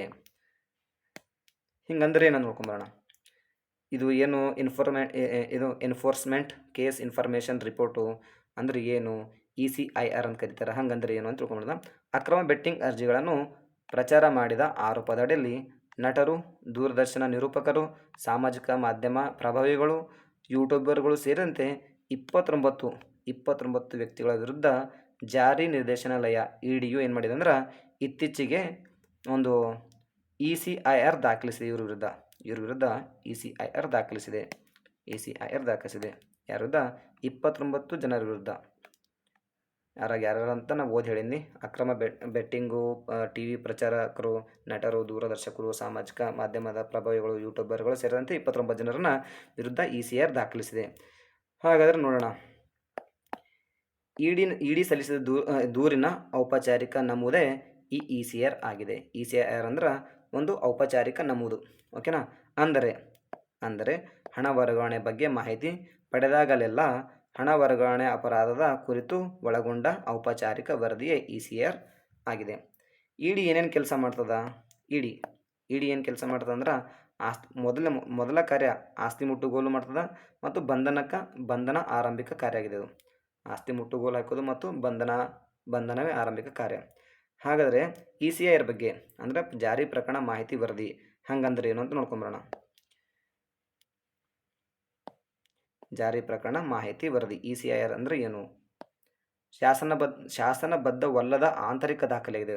ಇದು ಶಾಸನಬದ್ಧವಲ್ಲದ ಆಂತರಿಕ ಒಂದು ದಾಖಲೆ. ECIR ಅಂದ್ರೆ ಜಸ್ಟ್ ಒಂದು ಶಾಸನಬದ್ಧವಲ್ಲದ ಆಂತರಿಕ ದಾಖಲೆ ಇದೆ. ಇದು FIR ಅಂತ ಕನ್ಸಿಡರ್ ಮಾಡಬಾರ್ದು. ಓಕೆನಾ. 2002ರಲ್ಲಿ ಹಣ ಅಕ್ರಮ ವರ್ಗಾವಣೆ ಕಾಯ್ದೆ PMLA ನಿಯಮಗಳಲ್ಲಿ ECIR ಇಲ್ಲ. ಅಂದ್ರೆ ಒಂದು ಏನು ಕಾಯ್ದೆ ಬಂದಿತ್ತು 2002ರಲ್ಲಿ PMLA ಅಂತ, ಅಲ್ಲಿ ಈ ECIR ಬಗ್ಗೆ ಯಾವುದೇ ದಾಖಲೆ ಇಲ್ಲ, ಇದ್ರ ಕುರಿತು ಇಲ್ಲ ಏನು. ಆದರೂ ಸಹ ED ಕಾರ್ಯವೈಖರಿ ಪ್ರಕಾರ PMLA ಕಾಯ್ದೆ ಅಡಿಯಲ್ಲಿ ಅಕ್ರಮ ಹಣ ವರ್ಗಾವಣೆ ಕೈಗೊಳ್ಳುವ ಮೊದಲು ಇವ್ರ ವಿರುದ್ಧ ಕ್ರಮ ಕೈಗೊಳ್ಳುವ ಮೊದಲು ED ಏನು ಮಾಡ್ತಂದ್ರೆ ECIR ದಾಖಲಿಸಲಾಗುತ್ತದೆ. ಅಂದರೆ ಈಗ ಒಂದು ನಾವು ಏನೋ ಪ್ರಕರಣ ದಾಖಲಿಸಬೇಕಾದ್ರೆ ಏನು ಮಾಡಿದ್ರೆ FIR ದಾಖಲೆ ಮಾಡ್ಕೋತಾರೆ. ಆ ಥರ ಇದು ED ಕಾರ್ಯವೈಖರಿ PMLA ಕಾಯ್ದೆ ಅಡಿಯಲ್ಲಿ ಕ್ರಮ ಕೈಗೊಳ್ಳುವ ಮೊದಲು ECIR ದಾಖಲಿಸುತ್ತದೆ. ED ಕಾರ್ಯವೈಖರಿ ಪ್ರಕಾರ PMLA ಕಾಯ್ದೆ ಅಡಿಯಲ್ಲಿ ಕ್ರಮ ಕೈಗೊಳ್ಳುವ ಮೊದಲು ECIR ದಾಖಲಾಗುತ್ತದೆ. ಹಾಗಂತ ಇದು ECIR ಅನ್ನು FIR ಸಮೀಕರಿಸಲು ಸಾಧ್ಯವಿಲ್ಲ ಎಂದು ಸುಪ್ರೀಂ ಕೋರ್ಟ್ನ ಅಭಿಪ್ರಾಯವಾಗಿದೆ. ಅರ್ಥ ಆಯ್ತಾ? ನೋಡಿ, ECIR ಅನ್ನು FIRಗೆ ಸಮೀಕರಿಸಲು ಸಾಧ್ಯವಿಲ್ಲ ಎಂದು ಸುಪ್ರೀಂ ಕೋರ್ಟ್ ಅಭಿಪ್ರಾಯಪಟ್ಟಿದೆ. ಆರೋಪಿಗೆ ECIR ಪ್ರತಿ ಒದಗಿಸುವುದು EDಗೆ ಕಾನೂನುಬದ್ಧ ಅಧಿಕಾರ ಇಲ್ಲ ಅಂತ ಸಹ ತಿಳ್ಕೊಬೋದು. ಹಾಗಾದರೆ ED ಅಂದ್ರೇನು? ED ಏನು ಕೆಲಸ ಮಾಡ್ತದೆ? ED ಬಗ್ಗೆ ತಿಳ್ಕೊಳ್ಳೋಣ ಈಗ. ED enforcement directorate. ಓಕೆನಾ. ಎನ್ಫೋರ್ಸ್ಮೆಂಟ್ ಡೈರೆಕ್ಟರೇಟ್ ಕಂದಾಯ ಇಲಾಖೆ, ಹಣಕಾಸು ಸಚಿವಾಲಯದ ಅಡಿಯಲ್ಲಿ ಸ್ಥಾಪಿಸಲಾದ ಕಾನೂನು ಜಾರಿ ಸಂಸ್ಥೆ, ಆರ್ಥಿಕ ಗುಪ್ತಚರ ಸಂಸ್ಥೆಯಾಗಿದೆ. ಇದೊಂದು ಏನಾಗಿದೆ? ಇದು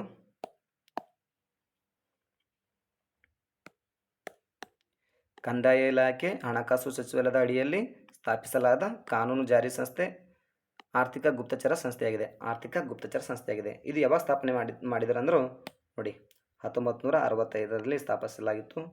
1965ರಲ್ಲಿ ಸ್ಥಾಪಿಸ. ಕೇಂದ್ರ ಕಚೇರಿ ನವದೆಹಲಿ ಇದೆ. ಉದ್ದೇಶ ಏನದು, ಯಾಕೆ ಸ್ಥಾಪನೆ ಮಾಡಬೇಕಂತ ಉದ್ದೇಶ ಏನು ಇದು ಅಂದರೆ, ಇಡಿ ಸ್ಥಾಪಿಸಲಿಕ್ಕೆ ಉದ್ದೇಶ ಏನಿತ್ತಂದ್ರೆ, ಭಾರತದ ಸರ್ಕಾರ 3 ಪ್ರಮುಖ ಕಾಯ್ದೆಗಳನ್ನು ಜಾರಿಗೊಳಿಸೋದು, ಅನುಷ್ಠಾನಕ್ಕೆ ತರಬೇಕಾಗಿತ್ತು. ಅವು ಯಾವಂದ್ರೆ, ಒಂದು ದೇಶೀಯ ವಿನಿಮಯ ನಿರ್ವಹಣಾ ಕಾಯ್ದೆ 1999, FEMA, ಅಕ್ರಮ ಹಣ ವರ್ಗಾವಣೆ ತಡೆ ಕಾಯ್ದೆ 2002, PMLA, ಮತ್ತು ದೇಶ ಭ್ರಷ್ಟ ಆರ್ಥಿಕ ಅಪರಾಧಗಳ ಕಾಯ್ದೆ 2018, FEOA. ಇವು ಜಾರಿಗೆ ತರುವುದು, ಅನುಷ್ಠಾನಗೊಳಿಸುವ ಕಾರ್ಯ ಈ ಇಡಿದಾಗಿತ್ತು. ಹಾಗಾಗಿ ಈ ಉದ್ದೇಶದಿಂದ ಇಡಿ ರಚಿಸಲಾಗಿತ್ತು. ನೋಡಿ, ಆರ್ಥಿಕ ಅಪರಾಧಗಳು, ಹಣ ವರ್ಗಾವಣೆ, ಅಕ್ರಮವಾಗಿ ಹಣ ವರ್ಗಾವಣೆ, ಭ್ರಷ್ಟಾಚಾರ, ವಿದೇಶಿ ವಿನಿಮಯ, ಕಾನೂನು ಉಲ್ಲಂಘನೆ ಒಳಗೊಂಡ ಕಾನೂನು ಕ್ರಮ ಕೈಗೊಳ್ಳುವ ಅಧಿಕಾರ ಇಡಿ ಹೊಂದಿದೆ. ಇಡಿ ಬಗ್ಗೆ ಇಷ್ಟು ತಿಳ್ಕೊಂಡಿವಿ. ನೆಕ್ಸ್ಟ್ ನೋಡೋಣ. ಸುದ್ದಿಯಲ್ಲಿದು ಕೋಟಂ ಬೇಬಿ ಅಂತ ಸುದ್ದಿಯಲ್ಲಿದೆ. ಕೋಟಂ ಬೇಬಿ ಅಂದರೆ ಏನು? ಇದು ಒಂದು the first ever malaria treatment, ಮಲೇರಿಯಾಕ್ಕೆ ನೀಡ್ತಕ್ಕಂಥ ಒಂದು ಚಿಕಿತ್ಸೆಯಾಗಿದೆ. ನೋಡ್ಕೊಂಬೋಣ. ಶಿಶುಗಳು, ಚಿಕ್ಕ ಮಕ್ಕಳಿಗಾಗಿ ವಿಶೇಷವಾಗಿ ವಿನ್ಯಾಸಗೊಳಿಸಲಾದಂಥ ಮೊದಲ ಮಲೇರಿಯಾ ಚಿಕಿತ್ಸೆಯಾಗಿದೆ. ಇದು ಸ್ವಿಟ್ಜರ್ಲೆಂಡ್ ದೇಶದ ಮಾನ್ಯತೆ ಹೊಂದಿದೆ. ಸ್ವಿಟ್ಜರ್ಲೆಂಡ್ ದೇಶದ ಮಾನ್ಯತೆ ಪಡೆದು ಈ ಕಾಟನ್ ಬೇಬಿ ಎಂಬುವ ಒಂದು ಟ್ರೀಟ್ಮೆಂಟ್ ತರಲಾಗಿದೆ. ಹಾಗಾದರೆ ಕಾಟನ್ ಬೇಬಿ ಅಂದರೆ ಏನು ನೋಡೋಣ. 2ರಿಂದ 5 kg ತೂಕವಿರುವ 6 ತಿಂಗಳ ಒಳಗಿನ ನವಜಾತ ಶಿಶುವಿಗಾಗಿ ನಿರ್ದಿಷ್ಟವಾಗಿ ವಿನ್ಯಾಸಗೊಳಿಸಲಾದ ಹೊಸ ಔಷಧವಾಗಿದೆ. ಇತ್ತೀಚೆಗೊಂದು ಕಂಡುಹಿಡಿದಂಥ ಒಂದು ಔಷಧಿಯಾಗಿದೆ. ಇದು ಆರ್ಟೆಮೆಥರ್ ಮತ್ತು ಲ್ಯೂಮೆಫಂಟ್ರಿನ್ ಅಂತೇಳಿ, ಆರ್ಟೆಮೆಥರ್ ಲ್ಯೂಮೆಫಂಟ್ರಿನ್ ಅಂತ ಫಾರ್ಮುಲಾ ಹೊಂದಿದ್ದು ಮಲೇರಿಯಾ ವಿರುದ್ಧ ಹೋರಾಟ ಮಾಡಲಿಕ್ಕೆ ಕೆಲಸ ಮಾಡ್ತದೆ. ಇದು ಏನೇ ಫಾರ್ಮುಲಾ, ಆರ್ಟೆಮೆಥರ್ ಮತ್ತು ಲ್ಯೂಮೆಫಂಟ್ರಿನ್ ಅಂತ. ನೆಕ್ಸ್ಟ್, ಅಭಿವೃದ್ಧಿಪಡಿಸಿದ್ರು ಯಾರು? ಇದನ್ನು ಯಾರು ಅಂಬುದು ಕಂಡುಹಿಡಿದ್ರು ಅಥವಾ ಇದನ್ನು ಯಾರು ಅಭಿವೃದ್ಧಿಪಡಿಸಿದ್ರು ಅಂತ ನೋಡ್ಕೊಂಬೋಣ. Novartis medicine for malaria venture ಮತ್ತು ಬ್ರಿಟನ್, ಸ್ವಿಟ್ಜರ್ಲೆಂಡ್, ನೆದರ್ಲ್ಯಾಂಡ್, ವಿಶ್ವ ಬ್ಯಾಂಕ್ ಮತ್ತು ರಾಕ್ ಫೆಲ್ಲರ್ ಫೌಂಡೇಶನ್ ಸಹಯೋಗದಲ್ಲಿ ಅಭಿವೃದ್ಧಿಪಡಿಸಲಾಗಿದೆ. ಮಲೇರಿಯಾ ಅಂದ್ರೇನು? ಮಲೇರಿಯಾ ಬಗ್ಗೆ ಒಂಚೂರು ತಿಳ್ಕೊಳ್ಳೋಣ. ಇದೊಂದು ಈ ಸೋಂಕಿನ ಬಗ್ಗೆ ಏನಂತ ತಿಳ್ಕೊಳ್ಳೋಣ. ಪ್ಲಾಸ್ಮೋಡಿಯಂ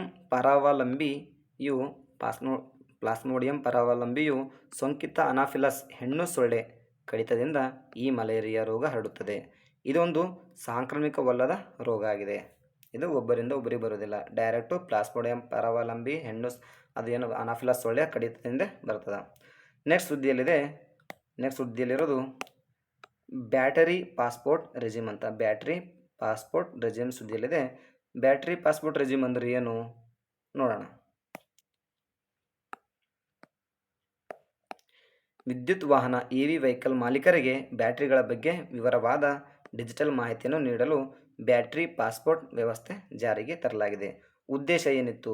ಇದರ ಉದ್ದೇಶ ಏನಪ್ಪ, ಯಾಕೆ ತಂದರು ಇದು ಬ್ಯಾಟ್ರಿ ಪಾಸ್ಪೋರ್ಟ್ ಅಂತಂದ್ರೆ, ಈ ಉಪಕ್ರಮವು ಹೆಚ್ಚಿನ ಸುರಕ್ಷತೆ, ಗುಣಮಟ್ಟ ಮಾನದಂಡಗಳನ್ನು ಹೆಚ್ಚಿಸುವ ಜೊತೆಗೆ ಭಾರತದ EV ವೆಹಿಕಲ್ಗಳ ರಫ್ತು ಸಾಮರ್ಥ್ಯವನ್ನು ಹೆಚ್ಚಿಸುವ ಉದ್ದೇಶ ಹೊಂದಿದೆ. ನೆಕ್ಸ್ಟ್ ಸುದ್ದಿಯಲ್ಲಿದೆ ನಿಸ್ತಾರ್ ಅಂತ. ಇದು ನಿಸ್ತಾರ್ ಎನ್ನುವುದೇನಂದ್ರೆ ಹಿಂದೂಸ್ತಾನ್ ಶಿಪ್ಯಾರ್ಡ್ ಲಿಮಿಟೆಡ್ನ ವಿಶಾಖಪಟ್ಟಣಂನಲ್ಲಿ ಇತ್ತೀಚೆಗೆ ಸೇನೆಗೆ ಸೇರಿದ. ಸೊ ಹಂಗಾಗಿ ಸುದ್ದಿಯಲ್ಲಿತ್ತು. ಏನಿದು? ಇತ್ತೀಚೆಗೆ ದೇಶೀಯವಾಗಿ ನಿರ್ಮಿಸಲಾದ ಮೊದಲ ಡೈವಿಂಗ್ ಸಪೋರ್ಟ್ ಹಡಗು, ಅದು ನಿಸ್ತಾರ್ ಹಡಗು. ಇದೇನದ ಹಿಂದೂಸ್ತಾನ್ ಶಿಪ್ಯಾರ್ಡ್ ಲಿಮಿಟೆಡ್ ವಿಶಾಖಪಟ್ಟಣದಲ್ಲಿರುವ ಭಾರತೀಯ ನೌಕಾಪಡೆಗೆ ಇತ್ತೀಚೆಗೆ ಸೇರ್ಪಡೆಗೊಂಡಿದೆ. ಹಾಗಾಗಿ ನಿಸ್ತಾರ್ ಸುದ್ದಿಯಲ್ಲಿದೆ. ನಂತರ ಸುದ್ದಿಯಲ್ಲಿರೋದು medium altitude long endurance drone, ಅಂದರೆ ಶಾರ್ಟ್ಕಟ್ ಆಗಿ ಇದಕ್ಕೆ ಏನಂತಾರೆ ಅಂದ್ರೆ ಮೇಲ್ ಅಂತ ಕರೀತಾರೆ, ಮೇಲ್ ಡ್ರೋನ್ಸ್ ಅಂತ ಕರೀತಾರೆ. ಇದು ಯಾಕೆ ಸುದ್ದಿಯಲ್ಲಿತ್ತು ಅಂತ ನೋಡೋಣ. ಮಧ್ಯಮ ಎತ್ತರ ಮತ್ತು ದೀರ್ಘ ಸಹಿಷ್ಣುತೆಯ ಡ್ರೋನ್ ಆಗಿದ್ದು ಸ್ಥಳೀಯ ಉತ್ಪಾದಕರಿಂದ ಭಾರತವು ಖರೀದಿಸುವ ಉದ್ದೇಶ ಹೊಂದಿದೆ. ಕನಿಷ್ಠ 35,000 ಅಡಿ ಎತ್ತರದಲ್ಲಿ, ಅಂದರೆ ಇದು 35,000 ಫೀಟ್ ಎತ್ತರದಲ್ಲಿ ಮತ್ತು 30 ಗಂಟೆಗಳವರ ಕಾಲಿಗೂ ಹೆಚ್ಚಿನ ಕಾಲ ಹಾರಬಲ್ಲ ಅಂತ. 35 ಫೀಟ್ ಅಡಿ ಎತ್ತರದಲ್ಲಿ, 35,000 ಫೀಟ್ ಅಡಿ ಎತ್ತರದಲ್ಲಿ ಹಾಗೂ 30 ಗಂಟೆಗಳಿಗೂ ಹೆಚ್ಚು ಕಾಲ ಹಾರಬಲ್ಲ ಅಂತ ಇದು ಸಾಮರ್ಥ್ಯ ಹೊಂದಿದ್ದು, ಇದನ್ನು ಖರೀದಿ ಮಾಡಬೇಕಂತ ಭಾರತ ಸರ್ಕಾರ, ಅದು ಸ್ಥಳೀಯರಿಂದ. ನೋಡಿ, ಉದ್ದೇಶ ಏನು? ಎಲ್ಲ ರೀತಿಯ ಭೂಪ್ರದೇಶಗಳಲ್ಲಿ ನೈಜ ಸಮಯದ ಗುಪ್ತಚರ ಕಣ್ಗಾವಲು ಮತ್ತು ವೀಕ್ಷಣೆಗಾಗಿ ISR ಸೇರಿದಂತೆ ಸುಧಾರಿತ ಕಣ್ಗಾವಲು ಮತ್ತು ಯುದ್ಧ ಸಂದರ್ಭದಲ್ಲಿ ಸಾಮರ್ಥ್ಯಗಳನ್ನು ಸಜ್ಜುಗೊಂಡಿದೆ. ಅಂಥ ಯುದ್ಧ ಸಾಮರ್ಥ್ಯಗಳಿಗೆ ಸಜ್ಜುಗೊಂಡಿರೋದ್ರಿಂದ ಇವುಗಳನ್ನು ಖರೀದಿ ಮಾಡಬೇಕಂತ ಭಾರತ ಇದು ನಿರ್ಧಾರಕ್ಕೆ ಬಂದದ. ಯಾವುದು? ಮೇಲ್ ಡ್ರೋನ್ಸ್ಗಳಿಗೆ. ನಂತರ ಸುದ್ದಿಯಲ್ಲಿ ಇರೋದು ಅಡ್ಮಿರಾಲಿಟಿ ಅಂತ ನೋಡೋಣ. ಅಡ್ಮಿರಾಲಿಟಿ ನ್ಯಾಯವ್ಯಾಪ್ತಿ ಮತ್ತು ಕಡಲ ಹಕ್ಕುಗಳ ಇತ್ಯರ್ಥ ಕಾಯ್ದೆ 2017. Admiralty jurisdiction and settlement of maritime claims act 2017. ಏನು ನೋಡೋಣ ಇದು? ಅಡ್ಮಿರಾಲಿಟಿ ನ್ಯಾಯವ್ಯಾಪ್ತಿ ಕಡಲ ಹಕ್ಕುಗಳ ಇತ್ಯರ್ಥ ಕಾಯ್ದೆ 2017.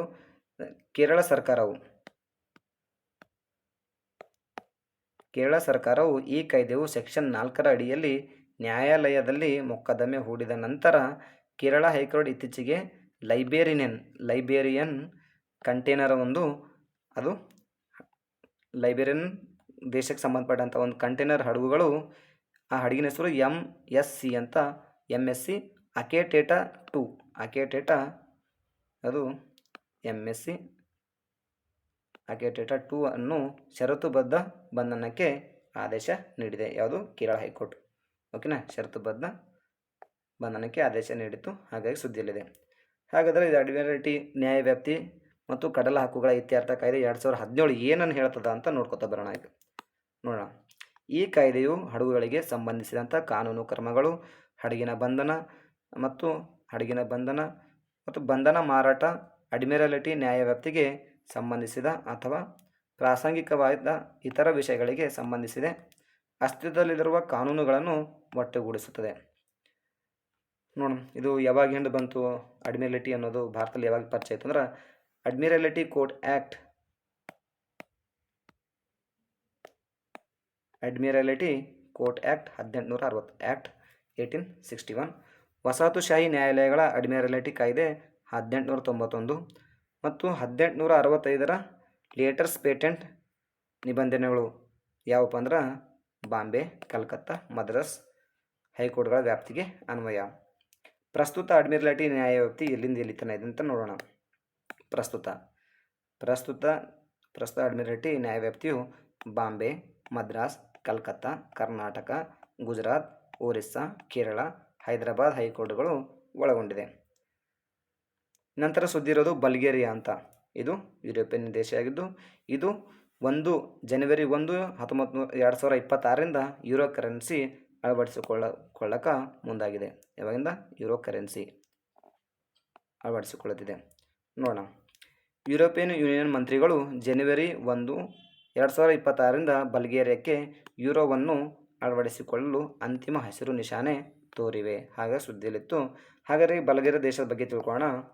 ಬಲ್ಗೇರಿಯಾ ದೇಶ, ಓಕೆನಾ? ರಾಜಧಾನಿ ಸೋಫಿಯಾ. ಕರೆನ್ಸಿ ಯಾವುದಂದರೆ ಬಲ್ಗೇರಿಯನ್ ಲೇವ್ ಇದೆ. ಆದರೆ 2026 ಜನವರಿ 1ರಿಂದ ಯೂರೋ ಅಳವಡಿಸಿಕೊಳ್ಳುತ್ತಿದೆ. ಯಾವ್ಯಾವೆಲ್ಲ ಗಡಿ ಹೊಂದಿದೆ ಅಂದರೆ ನೋಡಿ, Romania, Turkey, Greece, Macedonia, Serbia ಇವೆಲ್ಲ ಭೂಗಡಿ ಹೊಂದಿದರೆ ಸಮುದ್ರ ಗಡಿ ಬ್ಲ್ಯಾಕ್ ಸಿ ಇದೆ. ಹಾಗಾದರೆ ಇಲ್ಲಿ ಯಾವ್ಯಾವ ನದಿಗಳು ಹರಿತಾವ, ಯಾವ್ಯಾವ ಬಲ್ಗೇರಿಯಾದಲ್ಲಿ ಹರಿತಕ್ಕಂಥ ನದಿಗಳು ನೋಡೋಣ. ಡ್ಯಾನ್ಯೂಬ್ ನದಿ, ಓಕೆನಾ? ಡ್ಯಾನ್ಯೂಬ್ ನದಿ ಇದೆ. ನಂತರ ಸೆಕೆಂಡ್ ಇಸ್ಕೂರ್ ಅಂತಿದೆ, ಮರಿಟ್ಸಾ ಅಂತಿದೆ, ಸ್ಟ್ರೂಮ್ ಅಂತಿದೆ, ತುಂಡ್ಜಾ ಅಂತಿದೆ, ಹಾಗೂ ಯಂತ್ರ ನದಿಗಳಿವೆ. ಇಲ್ಲೆಲ್ಲ ಹರಿತಾವ. ಓಕೆನಾ?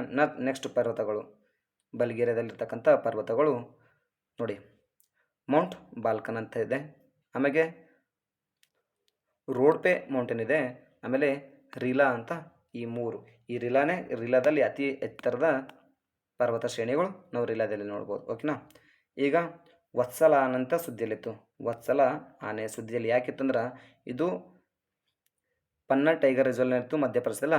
ಏಷ್ಯಾದ ಅತ್ಯಂತ ಹಿರಿಯ ಆನೆ ಎಂಬ ಹೆಗ್ಗಳಿಕೆ ಇದರದಾಗಿತ್ತು. ಇದು 100 ವರ್ಷದಲ್ಲಿ ನಿಧನಗೊಂಡಿದೆ. ಹಾಗಾಗಿ ಸುದ್ದಿಯಲ್ಲಿತ್ತು. 100 ವರ್ಷದ ನಂತರ ಸತ್ತಿದೆ. ಅಂದರೆ ಏಷ್ಯಾದ ಅತ್ಯಂತ ಹಿರಿಯ ಆನೆ ಯಾವುದಪ್ಪ ಅಂದ್ರೆ ವತ್ಸಲ ಆನೆ. ಎಲ್ಲಿತ್ತು? ಪನ್ನ ಟೈಗರ್ ರಿಸರ್ವ್ ಮಧ್ಯಪ್ರದೇಶ. ಸೆಕೆಂಡ್ ಸುದ್ದಿಯಲ್ಲಿ ಇದು ಎರಸ್ಮಸ್ ಪ್ರೋಗ್ರಾಮ್ ಅಂತ ಸುದ್ದಿಯಲ್ಲಿತ್ತು, ಎರಸ್ಮಸ್ ಪ್ರೋಗ್ರಾಮ್. ಓಕೆನಾ, ಇದು ಎರಸ್ಮಸ್ ಪ್ರೋಗ್ರಾಮ್ ಬಗ್ಗೆ ತಿಳ್ಕೋಣ.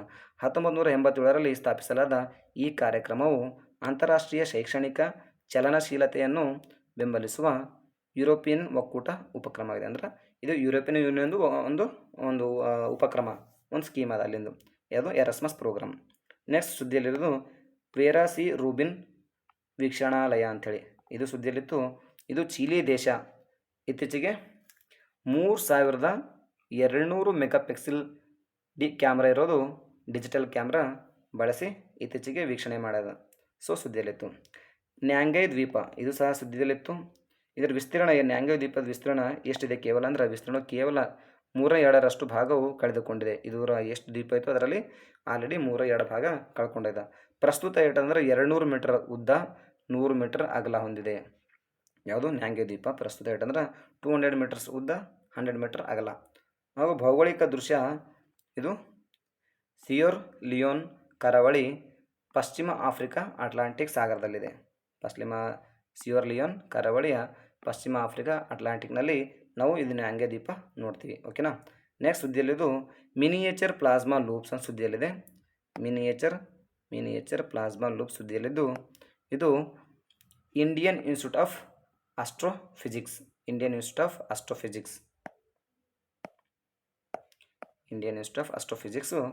ಅವ್ರು ಏನು ಮಾಡಿದಾರೆ, ಇದು ಸ್ಪಷ್ಟಪಡಿಸಿದ ರಚನೆಯನ್ನು ತಿಳಿಸಿದ್ದಾರೆ.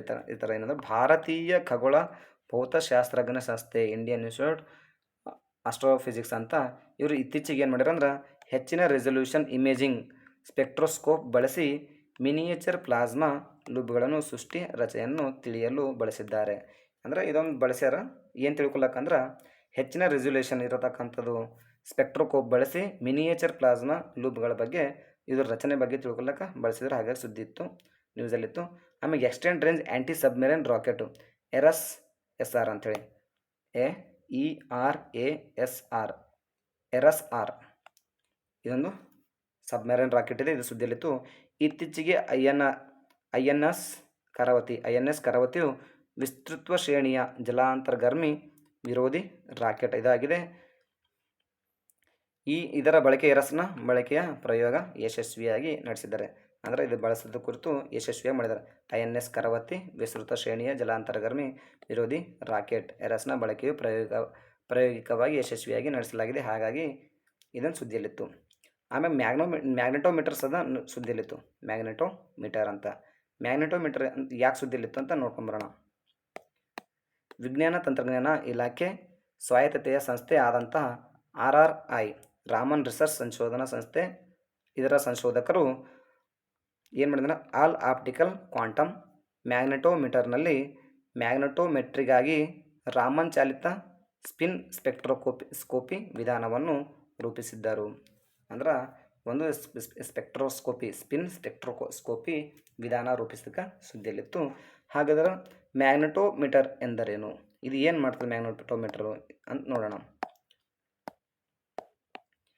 ಭೂಮಿಯ ಕಾಂತಕ್ಷೇತ್ರದಲ್ಲಿನ ಬದಲಾವಣೆಗಳನ್ನು ಅಳೆಯುವ ನಿಷ್ಕ್ರಿಯ ಸಾಧನವಾಗಿದೆ. ಹಾಗಾದರೆ ಈ ಮುಂಚೆ ಏನು ರಾಮನ್ ಚಾಲಿತ ಸ್ಪಿನ್ ನಾಯ್ಸ್ ಸ್ಪೆಕ್ಟ್ರೋಸ್ಕೋಪ್ ಅಂತ ಹೇಳಿದೆ, ಹಾಗಂದ್ರೆ ಇದು ಏನು ನಾಯ್ಸ್ ಸ್ಪೆಕ್ಟ್ರೋಸ್ಕೋಪ್ ಅಂದ್ರೆ ಇದು ರುಬಿಡಿಯಂ ಪರಮಾಣುಗಳ ಸಣ್ಣ ಕ್ವಾಂಟಮ್ ಕಂಪನಗಳನ್ನು ಕೇಳಲು ಲೇಸರ್ ಬೆಳಕನ್ನು ಬಳಸುತ್ತಾರೆ. ಅಂದರೆ ರುಬಿಡಿಯಂ ಪರಮಾಣುಗಳ ಸಣ್ಣ ಕ್ವಾಂಟಮ್ ಕಂಪನಗಳನ್ನು ಕೇಳಲು ಲೇಸರ್ ಬೆಳಕನ್ನು ಬಳಸುತ್ತಾರೆ. ಇದಕ್ಕೇನಂತಿದ್ದಾರೆ ರಾಮನ್ ಚಾಲಿತ ಸ್ಪಿನ್ ನಾಯ್ಸ್ ಸ್ಪೆಕ್ಟ್ರೋಸ್ಕೋಪ್ ಅಂತ ಕರಿತೀವಿ. ನೆಕ್ಸ್ಟ್ ಸುದ್ದಿಯಲ್ಲಿರೋದು ಶೀಶಾ ಮಹಲ್ ಅಂತ, ಇದು ನದರ್ನ್ ದೆಹಲಿಯಲ್ಲಿ ನೋಡ್ತೀವಿ. ಶೀಶಾ ಮಹಲ್ ಅಂದರೆ ನದರ್ನ್ ದೆಹಲಿಯಲ್ಲಿದೆ. ಇದು ಯಾಕೆ ಸುದ್ದಿಯಲ್ಲಿತ್ತು ನೋಡ್ಕೊಂಬೋಣ. ಇತ್ತೀಚೆಗೆ ಉತ್ತರ ದೆಹಲಿ ಶಾಲಿಮಾರ್ ಬಾಗ್ನಲ್ಲಿರುವ ಮೊಘಲರ ಕಾಲದ ಶೀಶ್ ಮಹಲ್ ಅರಮನೆಯನ್ನು ಕೇಂದ್ರ ಸಂಸ್ಕೃತಿ ಮತ್ತು ಪ್ರವಾಸೋದ್ಯಮ ಸಚಿವರು ಪುನಃ ಸ್ಥಾಪಿಸಲು ಅನಾವರಣಗೊಳಿಸಿದ್ದರು.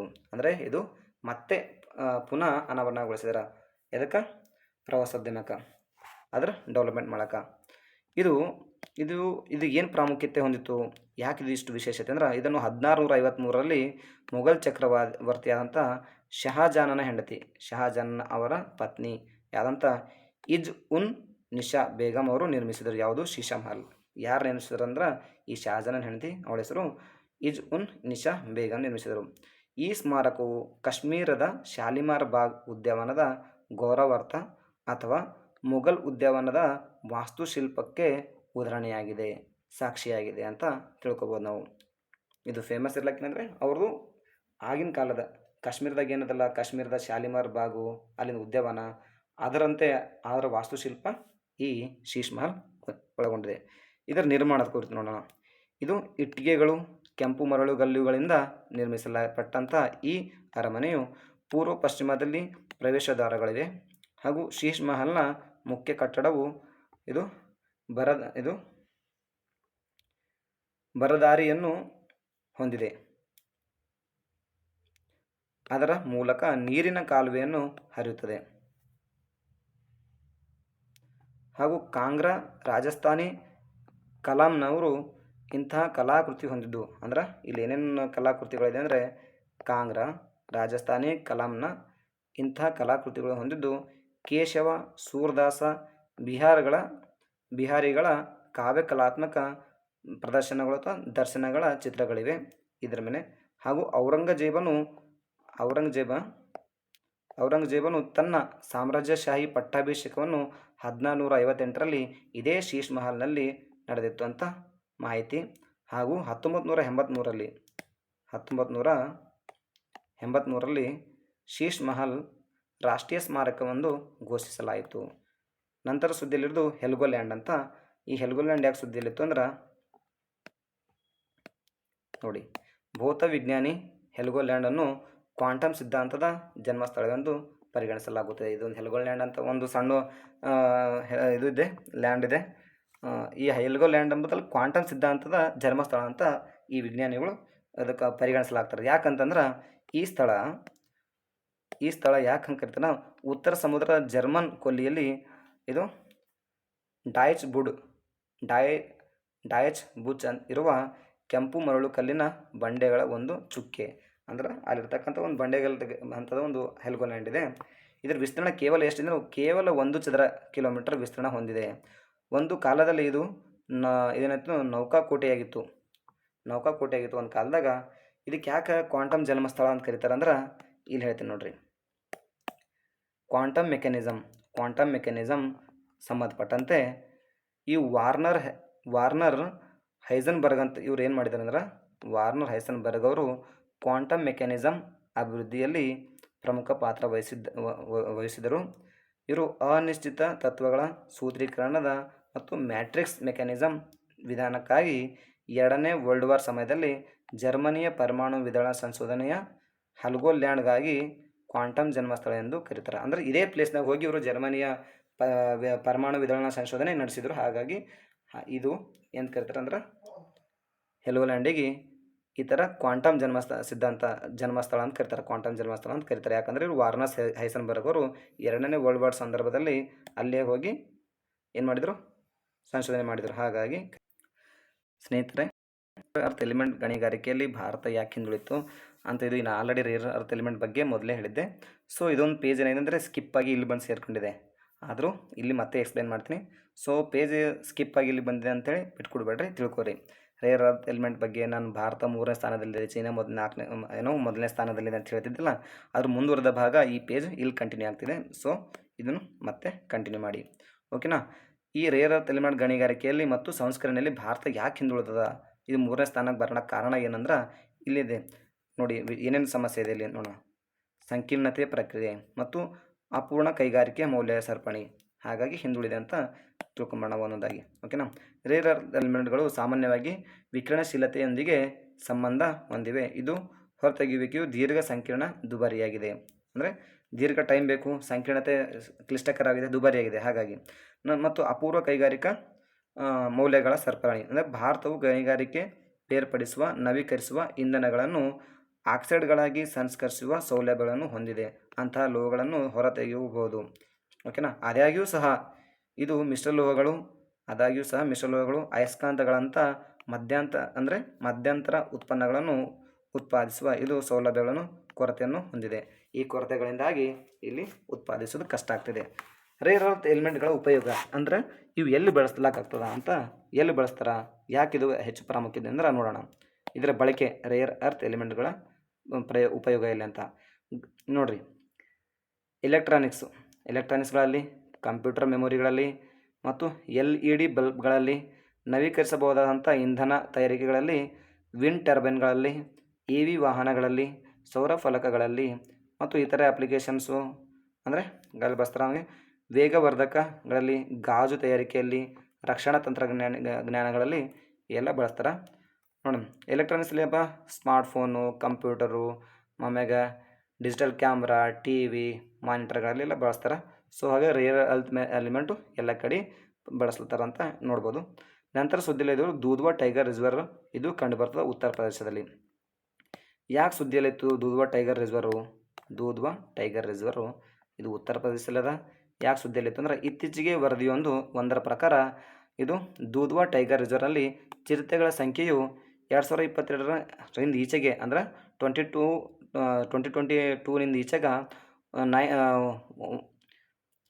198.91ರಷ್ಟು ಹೆಚ್ಚಾಗಿವೆ ಎಂದು ವರದಿ ಹೇಳಿದ. ಎಲ್ಲಿ? DTR ರಿಸರ್ವ್ನಲ್ಲಿ. ಇದು UP ರಾಜ್ಯದಲ್ಲಿದೆ. ದೂಧ್ವಾ ರಾಷ್ಟ್ರೀಯ ಉದ್ಯಾನವನದಲ್ಲಿ ಇದು DTR ಟೈಗರ್ ರಿಸರ್ವ್ ಒಳಗೊಂಡಿದೆ. ಇಲ್ಲಿ ಯಾವ ಥರ ಮಣ್ಣಿದೆ? ತರೈ ಭಬರ್ ಅಂದರೆ ಬೆಣಚುಕಲ್ಲಿನಿಂದ ಶಿಲಾಕಣಗಳ ಕೂಡಿದೆ. ಅದು ಬೆಣಚುಕಲ್ಲಿನ ಶಿಲಾಕಣಗಳು ಒಳಗೊಂಡಿರೋಂಥ ತರೈ ಭಬರ್ ಕಂಡುಬರ್ತದೆ. ಇಲ್ಲಿ ಸಸ್ಯವರ್ಗ ಇರೋದು ಸಾಲ್ ಫಾರೆಸ್ಟು, ಪ್ರಾಣಿ ವರ್ಗ ಹುಲಿ, ಚಿರತೆ ಎಲ್ಲ ಕಂಡುಬರ್ತಾವೆ.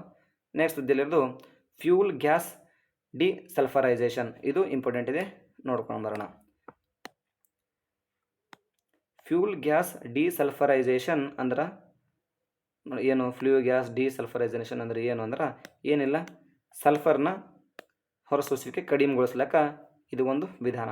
ಇತ್ತೀಚೆಗೆ ಪರಿಸರ ಸಚಿವಾಲಯವು ಭಾರತದಲ್ಲಿ ಹೆಚ್ಚಿನ ಕಲ್ಲಿದ್ದಲು ಆಧಾರಿತ ವಿದ್ಯುತ್ ಸ್ಥಾವರಗಳಿವೆ. ಅವು ಸ್ಥಾವರಗಳಿಗೆ ಸಲ್ಫರ್ ಡೈಆಕ್ಸೈಡ್ SO2 ಹೊರಸೂಸುವಿಕೆ ಅಂದರೆ ಗಂಧಕಾಮ್ಲ ಅಂತೀವಿ ಕನ್ನಡದಲ್ಲಿ, ಅದನ್ನು ಹೊರಸೂಸುವಿಕೆಯನ್ನು ಕಡಿಮೆ ಮಾಡುವ ಗುರಿಯನ್ನು ಹೊಂದಿರುವ ಫ್ಯೂಲ್ ಗ್ಯಾಸ್ ಡಿಸಲ್ಫರೈಸೇಷನ್ ವ್ಯವಸ್ಥೆಗಳನ್ನು ಬಳಸುವುದು ಅಗತ್ಯವಾಗಿದೆ ಅಂತ ಹೇಳಲಾಗಿದೆ. ಅದಕ್ಕೆ ಸಂಬಂಧಪಟ್ಟಂತೆ ನೋಡೋಣ ಭಾರತದಲ್ಲಿ ಯಾವ ರೀತಿ ಈ ಉಪಕ್ರಮಗಳು ಅಂದರೆ ಒಂದೊಂದಾಗಿ ಈ ಹೊರಸೂಸುವಿಕೆ ಕಡಿಮೆ ಮಾಡ್ತಾ ಭಾರತ ಸರ್ಕಾರ ಕೈಗೊಂಡಿದೆ, ಯಾವ್ಯಾವ ಕ್ರಮ ಕೈಗೊಂಡಿದೆ ಭಾರತ ಸರ್ಕಾರ ಅಂತ ನೋಡೋಣ.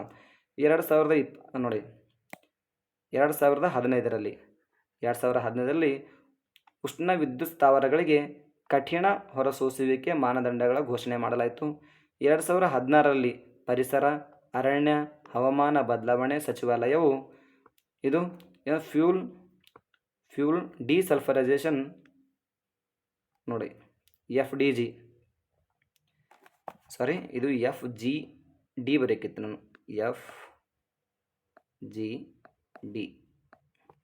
ಮಾರ್ಗಸೂಚಿ ಹೊರಡಿಸೋದು. ಅಂದರೆ ಈ ಥರ ಫ್ಯೂಲ್ ಗ್ಯಾಸ್ ಡಿಸಲ್ಫರೈಸೇಷನ್ ಅಳವಡಿಸ್ಕೊಳ್ಬೇಕಂತ 2016ರಲ್ಲಿ ಹೊರಡಿಸಲಾಗಿತ್ತು. ನಂತರ 2017ರಲ್ಲಿ ಏನಾಯ್ತಂದ್ರೆ ನೋಡಿ, 2017ರಲ್ಲಿ ಅಸ್ತಿತ್ವದಲ್ಲಿರುವ ವಿದ್ಯುತ್ ಸ್ಥಾವರಗಳು ಈ FGD ಏನು ವ್ಯವಸ್ಥೆಯ ಸ್ಥಾಪಿಸಲು ಗಡುವು ನೀಡಿತ್ತು. ಕಂಪಲ್ಸರಿ ಮಸ್ಟ್ ಆ್ಯಂಡ್ ಶುಡ್ ಅಂತ 2017ರಲ್ಲಿ ಮತ್ತೆ ಹೇಳಲಾಯಿತು. 2020ರಲ್ಲಿ ಹೊಸ ಮಾರ್ಗಸೂಚಿಗಳು ಇನ್ನಷ್ಟು ಕಠಿಣಗೊಳಿಸುವಿಕೆ ಮಿತಿಗೊಳಿಸಲಾಯಿತು. ಇದ್ರ ಪ್ರಾಮುಖ್ಯತೆ ಏನು? FGDದು ಅಂದ್ರೆ ಫ್ಯೂಲ್ ಗ್ಯಾಸ್ ಡಿಸಲ್ಫರೈಸೇಷನ್ ಅದರದ್ದು ಏನು ಪ್ರಾಮುಖ್ಯತೆ ಇದೆ, ಯಾಕಪ್ಪ ಅದನ್ನು ಅಳವಡಿಸ್ಕೋಬೇಕು ಅಂತ ನೋಡ್ಕೊಳ್ಳೋಣ. ಅಳವಡಿಸ್ಕೊಳ್ಳೋದ್ರಿಂದ ಏನಾಗ್ತದೆ? ಫ್ಯೂಲ್ ಗ್ಯಾಸ್ ಡಿಸಲ್ಫರೈಸೇಷನ್ ವ್ಯವಸ್ಥೆಗಳು ಗಂಧಕಾಮ್ಲ ಹೊರಸೂಸುವಿಕೆ ಅಥವಾ ಸಲ್ಫರ್ ಡೈಆಕ್ಸೈಡ್ ಹೊರಸೂಸುವಿಕೆ ಕಡಿಮೆಗೊಳಿಸಿ ಪರಿಸರ ಸಂರಕ್ಷಣೆ ಮಾಡಲಾಗುತ್ತದೆ. ಪ್ರಕೃತಿ ಹಾನಿಯನ್ನುಂಟು ಮಾಡುವ ಆಮ್ಲ ಮಳೆ ಸಾಧ್ಯತೆ ಕಡಿಮೆಗೊಳಿಸುವುದು ಮತ್ತು ಹತ್ತಿರದ ಸಮುದಾಯಗಳಿಗೆ ಗಾಳಿಯ ಗುಣಮಟ್ಟ ಸುಧಾರಿಸಿಕೊಡುವುದು, ಅಂದರೆ ಅಲ್ಲಿ ವಾಸಿಸ್ತಕ್ಕಂಥ ಜನ ಸಮುದಾಯಗಳಿಗೆ ಗಾಳಿ ಗುಣಮಟ್ಟ ಸುಧಾರಿಸಿಕೊಡುವುದು. ಹಾಗೂ ಫ್ಯೂಲ್ ಗ್ಯಾಸ್ ಡಿಸಲ್ಫರೈಸೇಷನ್ ವಿದ್ಯುತ್ ಸ್ಥಾವರಗಳ ದಕ್ಷತೆಯನ್ನು ಹೆಚ್ಚಿಸುತ್ತವೆ. ಮತ್ತು ಫ್ಯೂಲ್ ಗ್ಯಾಸ್ ಡಿಸಲ್ಫರೈಸೇಷನ್ ಇದರ ಉಪ ಉತ್ಪನ್ನವಾಗಿ ಜಿಪ್ಸಮ್ ಪಡೆಯಲಾಗುತ್ತದೆ. ಕಡಿಮೆ ಸಾಧ್ಯತೆಯ ಆರೋಗ್ಯ ವೆಚ್ಚಗಳು, ಅಂದರೆ ಹೀಗೆಲ್ಲ ಉತ್ತಮ ಗಾಳಿ ಸಿಕ್ತಂದ್ರೆ ಯಾವುದೇ ಆರೋಗ್ಯಗಳು ಎಲ್ಲರೂ ಆರೋಗ್ಯವಂತರಾಗಿರ್ಬೋದು, ಹಾಗಾಗಿ ವೆಚ್ಚ ಕಡಿಮೆಗೊಳಿಸ್ಬೋದು ಅಂತ ಹೇಳ್ತೆ. ಈ ಥರ ವಿಧಾನಗಳು ಇದು ಎರಡು ಹಂತದ ವಿಧಾನದಲ್ಲಿ ಕಾರ್ಯನಿರ್ವಹಿಸುತ್ತದೆ. ಡಿಸಲ್ಫರೈಸೇಷನ್ ಮಾಡೋಕೆ ಒಂದು SO2 ಸಲ್ಫರ್ ಡೈಆಕ್ಸೈಡ್, ಸುಣ್ಣ, ಅಂದರೆ CaCO3 calcium CaCO3 calcium carbonate ಅಂತ ಸುಣ್ಣದ ಕಲ್ಲು. ಇದು ಮುಂದೋಗಿನಂತಂದ್ರೆ ಇದು ಕ್ಯಾಲ್ಸಿಯಂ ಸಲ್ಫೈಡ್ ಆಗ್ತದೆ. CaSO4 ಅಂದರೆ ಸುಣ್ಣ, ಇದು ಜಿಪ್ಸಮ್ ಆಗ್ತದೆ. ಇದು CO2 ಬಿಡುಗಡೆ ಆಗ್ತದೆ. ಸೊ ಇದು ಒಂದು ಹಂತದಲ್ಲಿ ಮಾಡ್ಬೋದು. ಎರಡನೇ ಹಂತದಲ್ಲಿ ಅಂದ್ರೆ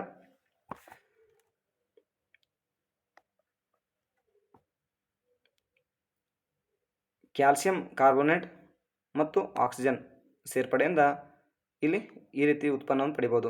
ಇದಕ್ಕೆ ಏನಂತಾರೆ ಜಿಪ್ಸಮ್ ಅಂತ ಕರೀತಾರೆ. ಇದಕ್ಕೂ ಜಿಪ್ಸಮ್. ಈ ರೀತಿಯೂ ಸಹ ಈ ಎರಡು ವಿಧಾನದ ಮುಖಾಂತರ ಡಿಸಲ್ಫರೈಸೇಷನ್ ಮಾಡ್ಬೋದು.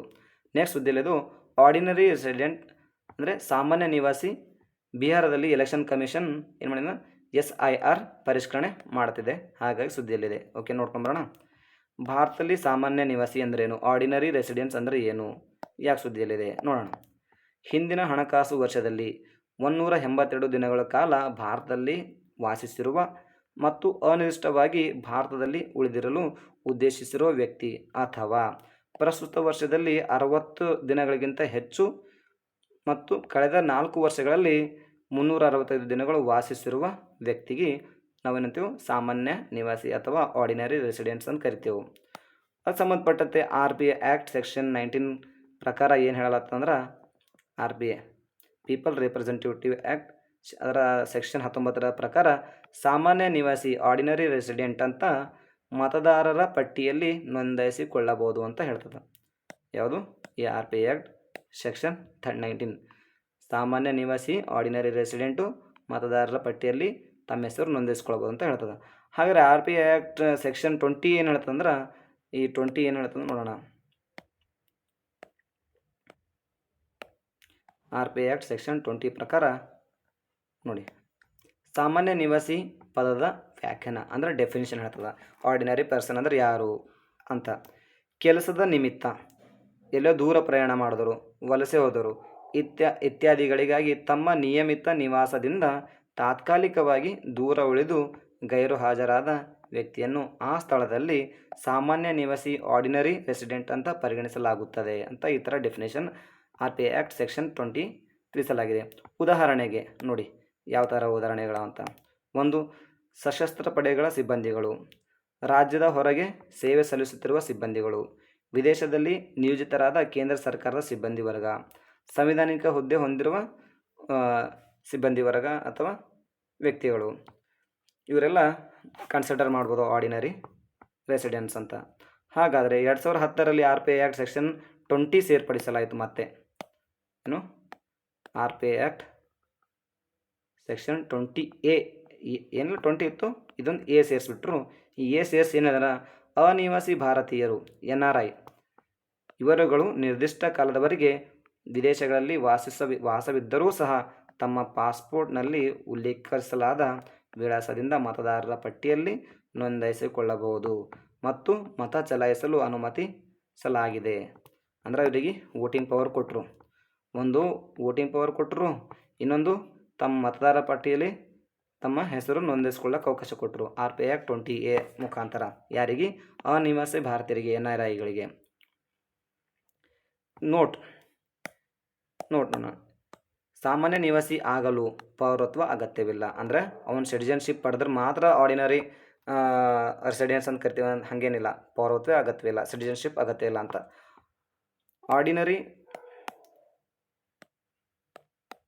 ಆರ್ಡಿನರಿ ರೆಸಿಡೆಂಟ್ನ ಪ್ರಾಮುಖ್ಯತೆ ಏನು, ಯಾಕಪ್ಪ ಇವ್ರ ಪ್ರಾಮುಖ್ಯತೆ, ಇವ್ರಿಗೆ ಯಾಕೆ ಈ ಥರ ಅವಕಾಶ ಕೊಟ್ಟರ ಅಂದ್ರೆ, ಚುನಾವಣಾ ಸಮಗ್ರತೆಯನ್ನು ಕಾಪಾಡಿಕೊಳ್ಳುವರು ಮತ್ತು ಮೋಸದ ನೋಂದಣಿಗಳು ಅಂದರೆ ಮೋಸದ ನೋಂದಣಿ ಆಗೋದು ಕಡಿಮೆಗೊಳಿಸಲು ಹಾಗೂ ಪ್ರಾತಿನಿಧ್ಯದಲ್ಲಿ ಹೊಣೆಗಾರಿಕೆ ಖಚಿತಪಡಿಸಿಕೊಳ್ಳೋದು ಎಲೆಕ್ಷನ್ ಕಮಿಷನ್ನ ಉದ್ದೇಶ ಆಗಿದೆ. ಹಾಗಾಗಿ ಇವರಿಗೆ ಅವಕಾಶ ಕೊಟ್ಟರ. ನೆಕ್ಸ್ಟ್ ಹುದ್ದೆಯಲ್ಲಿದು ತಲಿಸ್ಮಾನ್ ಸಬ್ರೆ ಅಂತ. ತಲಿಸ್ಮಾನ್ ಸಬ್ರೆ ಮಿಲಿಟರಿ ವ್ಯಾಯಾಮ ಸುದ್ದಿಯಲ್ಲಿದೆ. ಈ ತಲಿಸ್ಮಾನ್ ಸಬ್ರೆ 2025 ಇದು ತಲಿಸ್ಮಾನ್ ಸೈಬರ್ ಮಿಲಿಟರಿ ವ್ಯಾಯಾಮ 2025ರಲ್ಲಿ ಎಲ್ಲಿ ನಡೀತಿದೆ ಅಂದರೆ ಆಸ್ಟ್ರೇಲಿಯಾದಲ್ಲಿ ನಡೀತಿದೆ. ಸುದ್ದಿಯಲ್ಲಿ ನೋಡೋಣ. ಆಸ್ಟ್ರೇಲಿಯಾದ ನೇತೃತ್ವದಲ್ಲಿ ಇತ್ತೀಚೆಗೆ ಪ್ರಾರಂಭವಾದ ಪ್ರಮುಖ ದ್ವಿಪಕ್ಷೀಯ ಮಿಲಿಟರಿ ವ್ಯಾಯಾಮವಾದ ತಾಲಿಸ್ಮಾನ್ ಸೈಬರ್ ಭಾರತವೂ ಸೇರಿದಂತೆ ಇತರೆ 18 ದೇಶಗಳು ಭಾಗವಹಿಸುತ್ತೆ. ಅಂದ್ರೆ ಭಾರತ ಸೇರಿ ಎಷ್ಟದು 18 + 1 19 ಅದು. ಓಕೆನಾ. ಆರಂಭ ಯಾವಾಗಾಯಿತು? ಇದು ಮೊಟ್ಟ ಮೊದಲಿಗೆ 2005ರಲ್ಲಿ 2005ರಲ್ಲಿ ಪ್ರಾರಂಭ ಆಯಿತು. ಇದರಲ್ಲಿ ಮುಖ್ಯವಾಗಿ USA ಮತ್ತು ಆಸ್ಟ್ರೇಲಿಯಾ, ಓಕೆ, ಅಮೆರಿಕ ಮತ್ತು ಆಸ್ಟ್ರೇಲಿಯಾದ ಇದು ಮುಖ್ಯ ಉದ್ದೇಶದಿಂದ ಸ್ಥಾಪನೆ ಆಯಿತು. ಉದ್ದೇಶ ಏನಪ್ಪ ಅಂದ್ರೆ ಇಂಡೋ ಪೆಸಿಫಿಕ್ಗಾಗಿ ಪಾಲುದಾರಿಕೆ, ಪರಸ್ಪರ ಕಾರ್ಯಸಾಧ್ಯತೆಯು ಬಲಪಡಿಸೋದು. ಮತ್ತು ಇದು ಪ್ರತಿ ವರ್ಷ ನಡೆದಿಲ್ಲ, ಇದು ಬದಲಿಗೆ ದ್ವಿವಾರ್ಷಿಕ ವ್ಯಾಯಾಮವಾಗಿದೆ. ಯಾವುದು? ತಾಲಿಸ್ಮಾನ್ ಸಾಬರೆ. ಓಕೆನಾ. ನೆಕ್ಸ್ಟ್ ಸುದ್ದಿಯಲ್ಲಿ ಅದು ಆಪರೇಷನ್ ಶಿವ ಅಂತೇಳಿ ಸುದ್ದಿಯಲ್ಲಿ ಯಾಕಿತ್ತು ಆಪರೇಷನ್ ಶಿವ ನೋಡೋಣ. ನೆಕ್ಸ್ಟ್, ಅಮರನಾಥ ಯಾತ್ರೆಯನ್ನು ಸುರಕ್ಷಿತಗೊಳಿಸಲು ಅಂದರೆ ಅಮರನಾಥ ಯಾತ್ರಿಕರನ್ನು ಸುರಕ್ಷಿತಗೊಳಿಸುವ ನಿಟ್ಟಿನಲ್ಲಿ ಭಾರತೀಯ ಸೇನೆಯ ಭದ್ರತಾ ವ್ಯವಸ್ಥೆ ಭಾಗವಾಗಿ ಆಪರೇಷನ್ ಶಿವ ಆರಂಭಿಸಲಾಗಿದೆ. ಇದು ಜಮ್ಮು ಕಾಶ್ಮೀರದ ಪವಿತ್ರ ಅಮರನಾಥ ಗುಹೆಗೆ ವಾರ್ಷಿಕವಾಗಿ ಹಿಂದೂ ಯಾತ್ರಿಗಳು, ಹಿಂದಿ ಅಂತಾಗಿದೆ, ಇದು ಹಿಂದೂ ಯಾತ್ರಿಗಳು ಶಿವಲಿಂಗ ದರ್ಶನಕ್ಕಾಗಿ ತೆರಳುವರು. ಹಾಗಾಗಿ ಇದು ಈ ಆಪರೇಷನ್ ಶಿವ ಅನ್ನೋದು ಮಾಡ್ತಕ್ಕನ್ನೋದು ಜಂಟಿಯಾಗಿ ಯಾರಪ್ಪ ಅಂದ್ರೆ ನಾಗರಿಕ ಆಡಳಿತ ಮತ್ತು ಕೇಂದ್ರ ಸಶಸ್ತ್ರ ಪೊಲೀಸ್ ನಿಕಟ ಸಮನ್ವಯದಲ್ಲಿ ನಡೆಸಲಾಗ್ತಿದೆ. ಏನೇನಿದೆ ಅಂದ್ರೆ 8500ಕ್ಕೂ ಹೆಚ್ಚು ಸೈನಿಕ ನಿಯೋಜಿಸಲಾಗಿದೆ. ಕ್ರಿಯಾತ್ಮಕ ಭಯೋತ್ಪಾದನಾ ನಿಗ್ರಹಣಾ ಗ್ರಿಡ್ ಇದೆ. ರೋಗ ನಿರೋಧಕ ಭದ್ರತಾ ನಿಯೋಜಿಸಲಾಗಿದೆ. ಕಾರಿಡಾರ್ ರಕ್ಷಣಾ ಕ್ರಮಗಳನ್ನು ಅಳವಡಿಸಲಾಗಿದೆ. ವಿಪತ್ತು ನಿರ್ವಹಣಾ ಪಡೆ, ತುರ್ತು ಪ್ರಕ್ರಿಯೆಯಲ್ಲಿ ಸಮಗ್ರ ಸಹಾಯ, ಡ್ರೋನ್ ಬೆದರಿಕೆಗಳು ತಟಸ್ಥಗೊಳಿಸಲು, ನಿಷ್ಕ್ರಿಯಗೊಳಿಸಲು 50ಕ್ಕೂ ಹೆಚ್ಚು CUAS ಮತ್ತು ಎಲೆಕ್ಟ್ರಾನಿಕ್ ವಾರ್ಫೇರ್ ವ್ಯವಸ್ಥೆ ಹೊಂದಿರುವ ಮ್ಯಾನಡ್ ಏರಿಯಲ್ ಸಿಸ್ಟಮ್ ನಿಯೋಜಿಸಲಾಗಿದೆ. 150ಕ್ಕೂ ಹೆಚ್ಚು ವೈದ್ಯರ ನಿಯೋಜನೆ ಮತ್ತು ವೈದ್ಯಕೀಯ ಸಿಬ್ಬಂದಿಗಳ ವರ್ಗ ನಿಯೋಜನೆ. 100 ಹಾಸಿಗೆಗಳ ಆಸ್ಪತ್ರೆ ಅಳವಡಿಸಲಾಗಿದೆ. 2 ಲಕ್ಷ ಲೀಟರ್ ಆಮ್ಲಜನಕದ ಬೆಂಬಲದೊಂದಿಗೆ 26 ಆಮ್ಲಜನಕ ಬೂತ್ಗಳು ನಿಯೋಜಿಸಲಾಗಿದೆ ಈ ಅಮರನಾಥ್ ಯಾತ್ರಿಕರಿಗಾಗಿ. ಓಕೆನಾ. ನೆಕ್ಸ್ಟ್,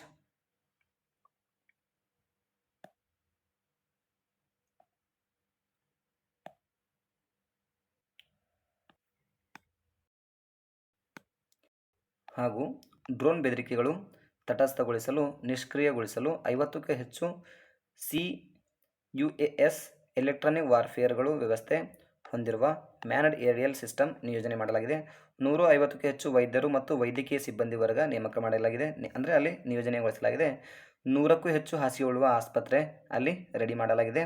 2 ಲಕ್ಷ ಲೀಟರ್ ಆಮ್ಲಜನಕದ ಬೆಂಬಲದೊಂದಿಗೆ 26 ಆಮ್ಲಜನಕದ ಬೂತ್ಗಳು ನಿಯೋಜನೆ ಮಾಡಲಾಗಿದೆ. ನೆಕ್ಸ್ಟ್ ಸುದ್ದಿಯಲ್ಲಿರೋದು 3I ಅಟ್ಲಾಸ್ ಅಂತ. ಈ 3I ಅಟ್ಲಾಸ್ ಅಂದರೆ ಏನು, ಇದು ಯಾಕೆ ಸುದ್ದಿಯಲ್ಲಿತ್ತು ಅಂತ ನೋಡ್ಕೊಂಬರೋಣ. ಇದೊಂದು ಸಕ್ರಿಯ ಧೂಮಕೇತು ಆಗಿದೆ. ಇತ್ತೀಚೆಗೆ ಅಟ್ಲಾಸ್ ದೂರದರ್ಶಕವನ್ನು ಬಳಸುವ ಮೂಲಕ ಚೀಲಿ ದೇಶದ ವಿಜ್ಞಾನಿಗಳು 3I ಅಂತರ್ತಾರ ಧೂಮಕೇತು ಕಂಡು ಹಿಡಿದಿದ್ದಾರೆ. ಹಾಗಾಗಿ ಸುದ್ದಿಯಲ್ಲಿತ್ತು. ಇದರ ಗೋಚರತೆ ಕುರಿತು ನೋಡ್ಕೊಂಬರೋಣ. ಕೋಮ ನ್ಯೂಕ್ಲಿಯಸ್ ಸುತ್ತಲೂ ಮಂಜುಗಡ್ಡೆಯ ಕಣಗಳಿವೆ, ಧೂಳಿನ ಮೋಡವಿದೆ. ಸೂರ್ಯನಿಗೆ ಸಮೀಪಿಸುತ್ತಿದ್ದಂತೆ ತನ್ನ ಬಾಲವು ಬೆಳೆಸಿಕೊಳ್ಳುವಂಥ ನಿರೀಕ್ಷೆ ಇದೆ, ಅಂದರೆ ಒಂದು ಅಂದಾಜು ಮಾಡಲಾಗಿದೆ. ಸೌರ ತಾಪಮಾನದಿಂದ ಇದು ರೂಪುಗೊಂಡಿದೆ, ಅಂದರೆ ಸೂರ್ಯನ ತಾಪದಿಂದ ಇದು ರೂಪುಗೊಂಡದ. ಹೈಪರ್ಬೋಲಿಕ್ ಕಕ್ಷೆ ಅಂದರೆ ಅಂಡಾಕಾರದಲ್ಲಿ ಸೂರ್ಯನ ಸುತ್ತಾಗ್ತದೆ. ನಮ್ಮ ಗ್ಯಾಲಕ್ಸಿ ಅಂದರೆ ನಮ್ಮ ಶಿರಪಥ ಅಥವಾ ಹಾಲು ಹಾದಿ ಏನು ನಾವು ಮಿಲ್ಕಿ ವೇ ಅಂತ ಕರಿತೀವಿ, ಅದರ ಡಿಸ್ಕ್ನಿಂದ ದೂರದಲ್ಲಿದೆ. ಸೂರ್ಯನಿಗೆ ಹತ್ತಿರವಾಗುವ ಕಾಲ ಯಾವಾಗ ಸೂರ್ಯನ ಸಮೀಪ ಬರ್ತಂದ್ರೂ ಇದು ಅಕ್ಟೋಬರ್ 29 ಮತ್ತು 30 ಡೇಟಿಗೆ ಈ ಯಾವುದು 3I ಇದು ಏನಾದ್ರು ಧೂಮಕೇತು ಸಮೀಪ ಬರ್ತದೆ ಸೂರ್ಯನಿಗೆ. ಓಕೆ. ನೆಕ್ಸ್ಟ್ ಸುದ್ದಿಯಲ್ಲಿದು ಬ್ರಿಕ್ಸ್ ಸುದ್ದಿಯಲ್ಲಿದೆ. ಬ್ರಿಕ್ಸ್ ಯಾಕೆ ಸುದ್ದಿಯಲ್ಲಿದೆ? 17ನೇ ಆವೃತ್ತಿಯ ಬ್ರಿಕ್ಸ್ ಶೃಂಗಸಭೆಯು 2025ರಲ್ಲಿ 6-7 ಜುಲೈ 2025ರಲ್ಲಿ ನಡೆದಿತ್ತು. ಯಾವುದಂದ್ರೆ ದೇಶ ನಡೆಸಿದಂಥ ಆತಿಥ್ಯ ದೇಶ ಬ್ರೆಜಿಲ್ನ ರಿಯೋ ಡಿ ಜನೈರೊದಲ್ಲಿ ನಡೆಸಲಾಗಿತ್ತು. 2024ರಲ್ಲಿ ನಡೀತಂದ್ರೆ ರಷ್ಯಾ ದೇಶದಲ್ಲಿ ನಡೆಸಲಾಗಿತ್ತು. 2023ರಲ್ಲಿ ದಕ್ಷಿಣ ಆಫ್ರಿಕಾ, ಈ ಪ್ರಸ್ತುತ 2025ರಲ್ಲಿ ಬ್ರೆಜಿಲ್ ದೇಶದಲ್ಲಿ ನಡೆಸಲಾಗಿತ್ತು. ಅದಕ್ಕೆ ಹಾಗಾಗಿ ಸುದ್ದಿಯಲ್ಲಿತ್ತು. ಇದಕ್ಕೆ ಸಂಬಂಧಪಟ್ಟಂತೆ ನೋಡ್ಕೊಂಬರೋಣ. ಇದರ ಹುಟ್ಟು ಹೆಂಗಾಯಿತು ಅಥವಾ ಪ್ರಸ್ತಾವನೆ ಯಾರು ಪ್ರಸ್ತಾಪಿಸಿದ್ರು ಅಂದ್ರೆ 2001ರಲ್ಲಿ ಜಿಮ್ ಓನಿಲ್ ಸ್ವರೂಪ ನೀಡಿದರು ಅಥವಾ ಸೃಷ್ಟಿಸಿದರು ಓನಿಲ್ ಅನ್ನೋರು. ಇದು 2006ರಲ್ಲಿ ಬ್ರಿಕ್ ದೇಶಗಳು ಅನೌಪಚಾರಿಕ ಸಭೆ ಸೇರಿದವು. ಬ್ರಿಕ್ ಇದರಲ್ಲಿ ಎಸ್ ಇಲ್ಲ ನೋಡಿ, ಎಸ್ ಇಲ್ಲ, ಓನ್ಲಿ ಬ್ರಿಕ್ ಇದೆ. ಅಂದರೆ ಬ್ರೆಜಿಲ್, ರಷ್ಯಾ, ಇಂಡಿಯಾ, ಚೈನಾ. 2010ರಲ್ಲಿ ದಕ್ಷಿಣ ಆಫ್ರಿಕಾ ಎಸ್ ಬಂತು, ಸೇರ್ಪಡೆ ಆಯಿತು. ಯಾವಾಗ? 2010ರಲ್ಲಿ. 2015ರಲ್ಲಿ NDBI ಅಂದರೆ ನ್ಯೂ ಡೆವಲಪ್ಮೆಂಟ್ ಬ್ಯಾಂಕ್ ಸ್ಥಾಪನೆ ಆಯಿತು. ಇದರ ಹೆಡ್ ಕ್ವಾರ್ಟರ್ ಶಾಂಘೈನಲ್ಲಿದೆ. ಇದು ಚೀನಾ ದೇಶದಲ್ಲಿದೆ ಶಾಂಘೈ. 2024ರಲ್ಲಿ ಸೇರ್ಪಡೆಗೊಂಡಂಥ ದೇಶಗಳು ಆಲ್ರೆಡಿ 5 ಕಂಟ್ರೀಸ್ದು ಈಗಿನದು. ಮತ್ತು ಇಥಿಯೋಪಿಯಾ, ಇಂಡೋನೇಷ್ಯಾ, ಈಜಿಪ್ಟ್, UAE ಸೇರ್ಪಡೆ. ಇರಾನ್ ಒಂದು, ಇರಾನ್, ಇಥಿಯೋಪಿಯಾ, ಇಂಡೋನೇಷ್ಯಾ, ಈಜಿಪ್ಟ್ ಮತ್ತು UAE ಸೇರ್ಪಡೆಗೊಂಡಾಗ ನೋಟ್ನಲ್ಲಿ ಏನು ಹೇಳಿದೆ ಅಂದರೆ ಸೌದಿ ಅರೇಬಿಯಾ ಮತ್ತು ಅರ್ಜೆಂಟೈನಾ ಅಧಿಕೃತವಾಗಿ ಸದಸ್ಯತ್ವ ಪಡೆದಿಲ್ಲ. ಓಕೆನಾ, ಯಾಕಂದರೆ ಅರ್ಜೆಂಟೈನಲ್ಲಿ ಸರ್ಕಾರ ಬದಲಾಯಿತು, ಹಾಗಾಗಿ ಅವು ಆಸಕ್ತಿ ತೋರಲಿಲ್ಲ. ಇದರ ಬ್ರಿಕ್ಸ್ನ ಉದ್ದೇಶ ಏನಪ್ಪ, ಬ್ರಿಕ್ಸ್ ಯಾಕಿದು ಏನು ಗುರಿ ಹೊಂದಿದೆ ಅಂದ್ರೆ United Nation, International Monetary Fund, World Bank, World Trade ಆರ್ಗನೈಸೇಷನ್ಗಳಂತಹ ಜಾಗತಿಕ ಸಂಸ್ಥೆಗಳ ಕಾನೂನುಬದ್ಧತೆ, ಭಾಗವಹಿಸುವಿಕೆಯಲ್ಲಿ ಸಮಾನತೆ, ದಕ್ಷತೆ ಸುಧಾರಿಸುವುದು ಮತ್ತು ಸುಸ್ಥಿರ ಸಾಮಾಜಿಕತೆ, ಆರ್ಥಿಕತೆ ಅಭಿವೃದ್ಧಿಯನ್ನು ಹೆಚ್ಚಿಸುವುದು, ಸಾಮಾಜಿಕ ಸೇರ್ಪಡೆಯನ್ನು ಉತ್ತೇಜಿಸುವುದಾಗಿದೆ. ಈ ಗುಂಪಿನ ಜನಸಂಖ್ಯೆ ಎಷ್ಟು ಪಾಲು ಹೊಂದಿದೆ ಅಂದ್ರೆ ಈ ಗುಂಪಿನ ಜನಸಂಖ್ಯೆ ಪಾಲು 3.5 ಶತಕೋಟಿ. ಅಂದ್ರೆ ವಿಶ್ವದ ಒಟ್ಟು ಜನಸಂಖ್ಯೆಯಲ್ಲಿ 45% ಜನರು ಈ ಬ್ರಿಕ್ಸ್ ದೇಶದವರು ಆಗಿದ್ದಾರೆ. ಈ ಗುಂಪಿನ ಸದಸ್ಯ ರಾಷ್ಟ್ರಗಳ ಆರ್ಥಿಕತೆ ಎಷ್ಟು ಅಂದ್ರೆ $28.5 ಟ್ರಿಲಿಯನ್ ಆರ್ಥಿಕತೆ ಒಳಗೊಂಡಿದೆ. ಜಾಗತಿಕ ಆರ್ಥಿಕತೆಯಲ್ಲಿ 28% ಪಾಲುದಾರಿಕೆ ಈ ಬ್ರಿಕ್ಸ್ ರಾಷ್ಟ್ರಗಳು ಹೊಂದಿದೆ.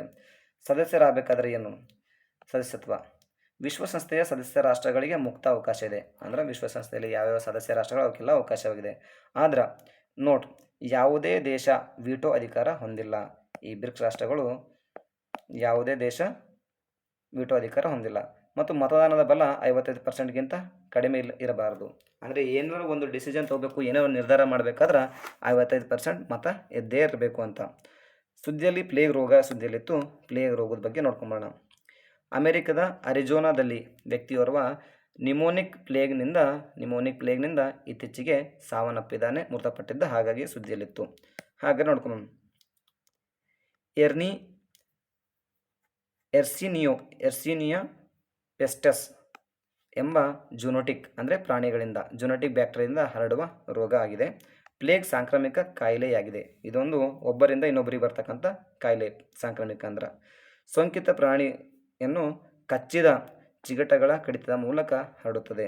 ಇದು 3 ರೀತಿಯ ಪ್ಲೇಗ್ಗಳು ನೋಡ್ಬೋದು ನಾವು. 3 ರೀತಿಯ ಪ್ಲೇಗ್ಗಳು. ಒಂದು ಬುಬೋನಿಕ್ ಪ್ಲೇಗ್ ಅಂತ. ಇದು ಬುಬೋನಿಕ್ ಪ್ಲೇಗು ದುಗ್ಧ ರಸಗ್ರಂಥಿಗಳಿಗೆ ಬರುತ್ತದೆ.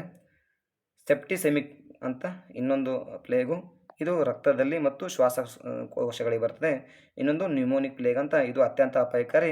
ಇದು ಅತ್ಯಂತ ವಿರಳವಾಗಿ ಪ್ರಕರಣಗಳು ಬರ್ತದೆ. ಇದು ಅತ್ಯಂತ ಅಪಾಯಕಾರಿ ಮತ್ತು ಇದು ಶ್ವಾಸಕೋಶಗಳಿಗೆ ಬರ್ತದೆ. ಅತ್ಯಂತ ವಿರಳ ಪ್ರಕರಣಗಳು ನಾವು ನೋಡ್ಬೋದು. ಸೊ ವೀಕ್ಷಕರೇ, ಕರೆಂಟ್ ಅಫೇರ್ಸ್ ಸಂಬಂಧಪಟ್ಟಂತೆ ವಾಜರ್ ಮತ್ತು ವಿಜನ್ IAS ಅವರ ವೆಬ್ಸೈಟ್ ಮೂಲಕ ಈ ಎಲ್ಲ ಮಾಹಿತಿಗಳನ್ನು ತೆಗೆದುಕೊಂಡಿರ್ತೇನೆ. ತಮಗೆಲ್ಲ ಇಷ್ಟವಾದಲ್ಲಿ ಲೈಕ್ ಮಾಡಿ, ಶೇರ್ ಮಾಡಿ ಮತ್ತು ಸಬ್ಸ್ಕ್ರೈಬ್ ಮಾಡಿ. ಇಷ್ಟ ಆಗಲಿಲ್ಲ ಅಂದ್ರೆ ಇದು ಯಾವುದು ಮಾಡೋಕ್ಕೆ ಹೋಗಬೇಡಿ. ಎಲ್ರಿಗೂ ವೀಕ್ಷಿಸಿದಂಥ ಅಭ್ಯರ್ಥಿಗಳಿಗೆ ಧನ್ಯವಾದಗಳು.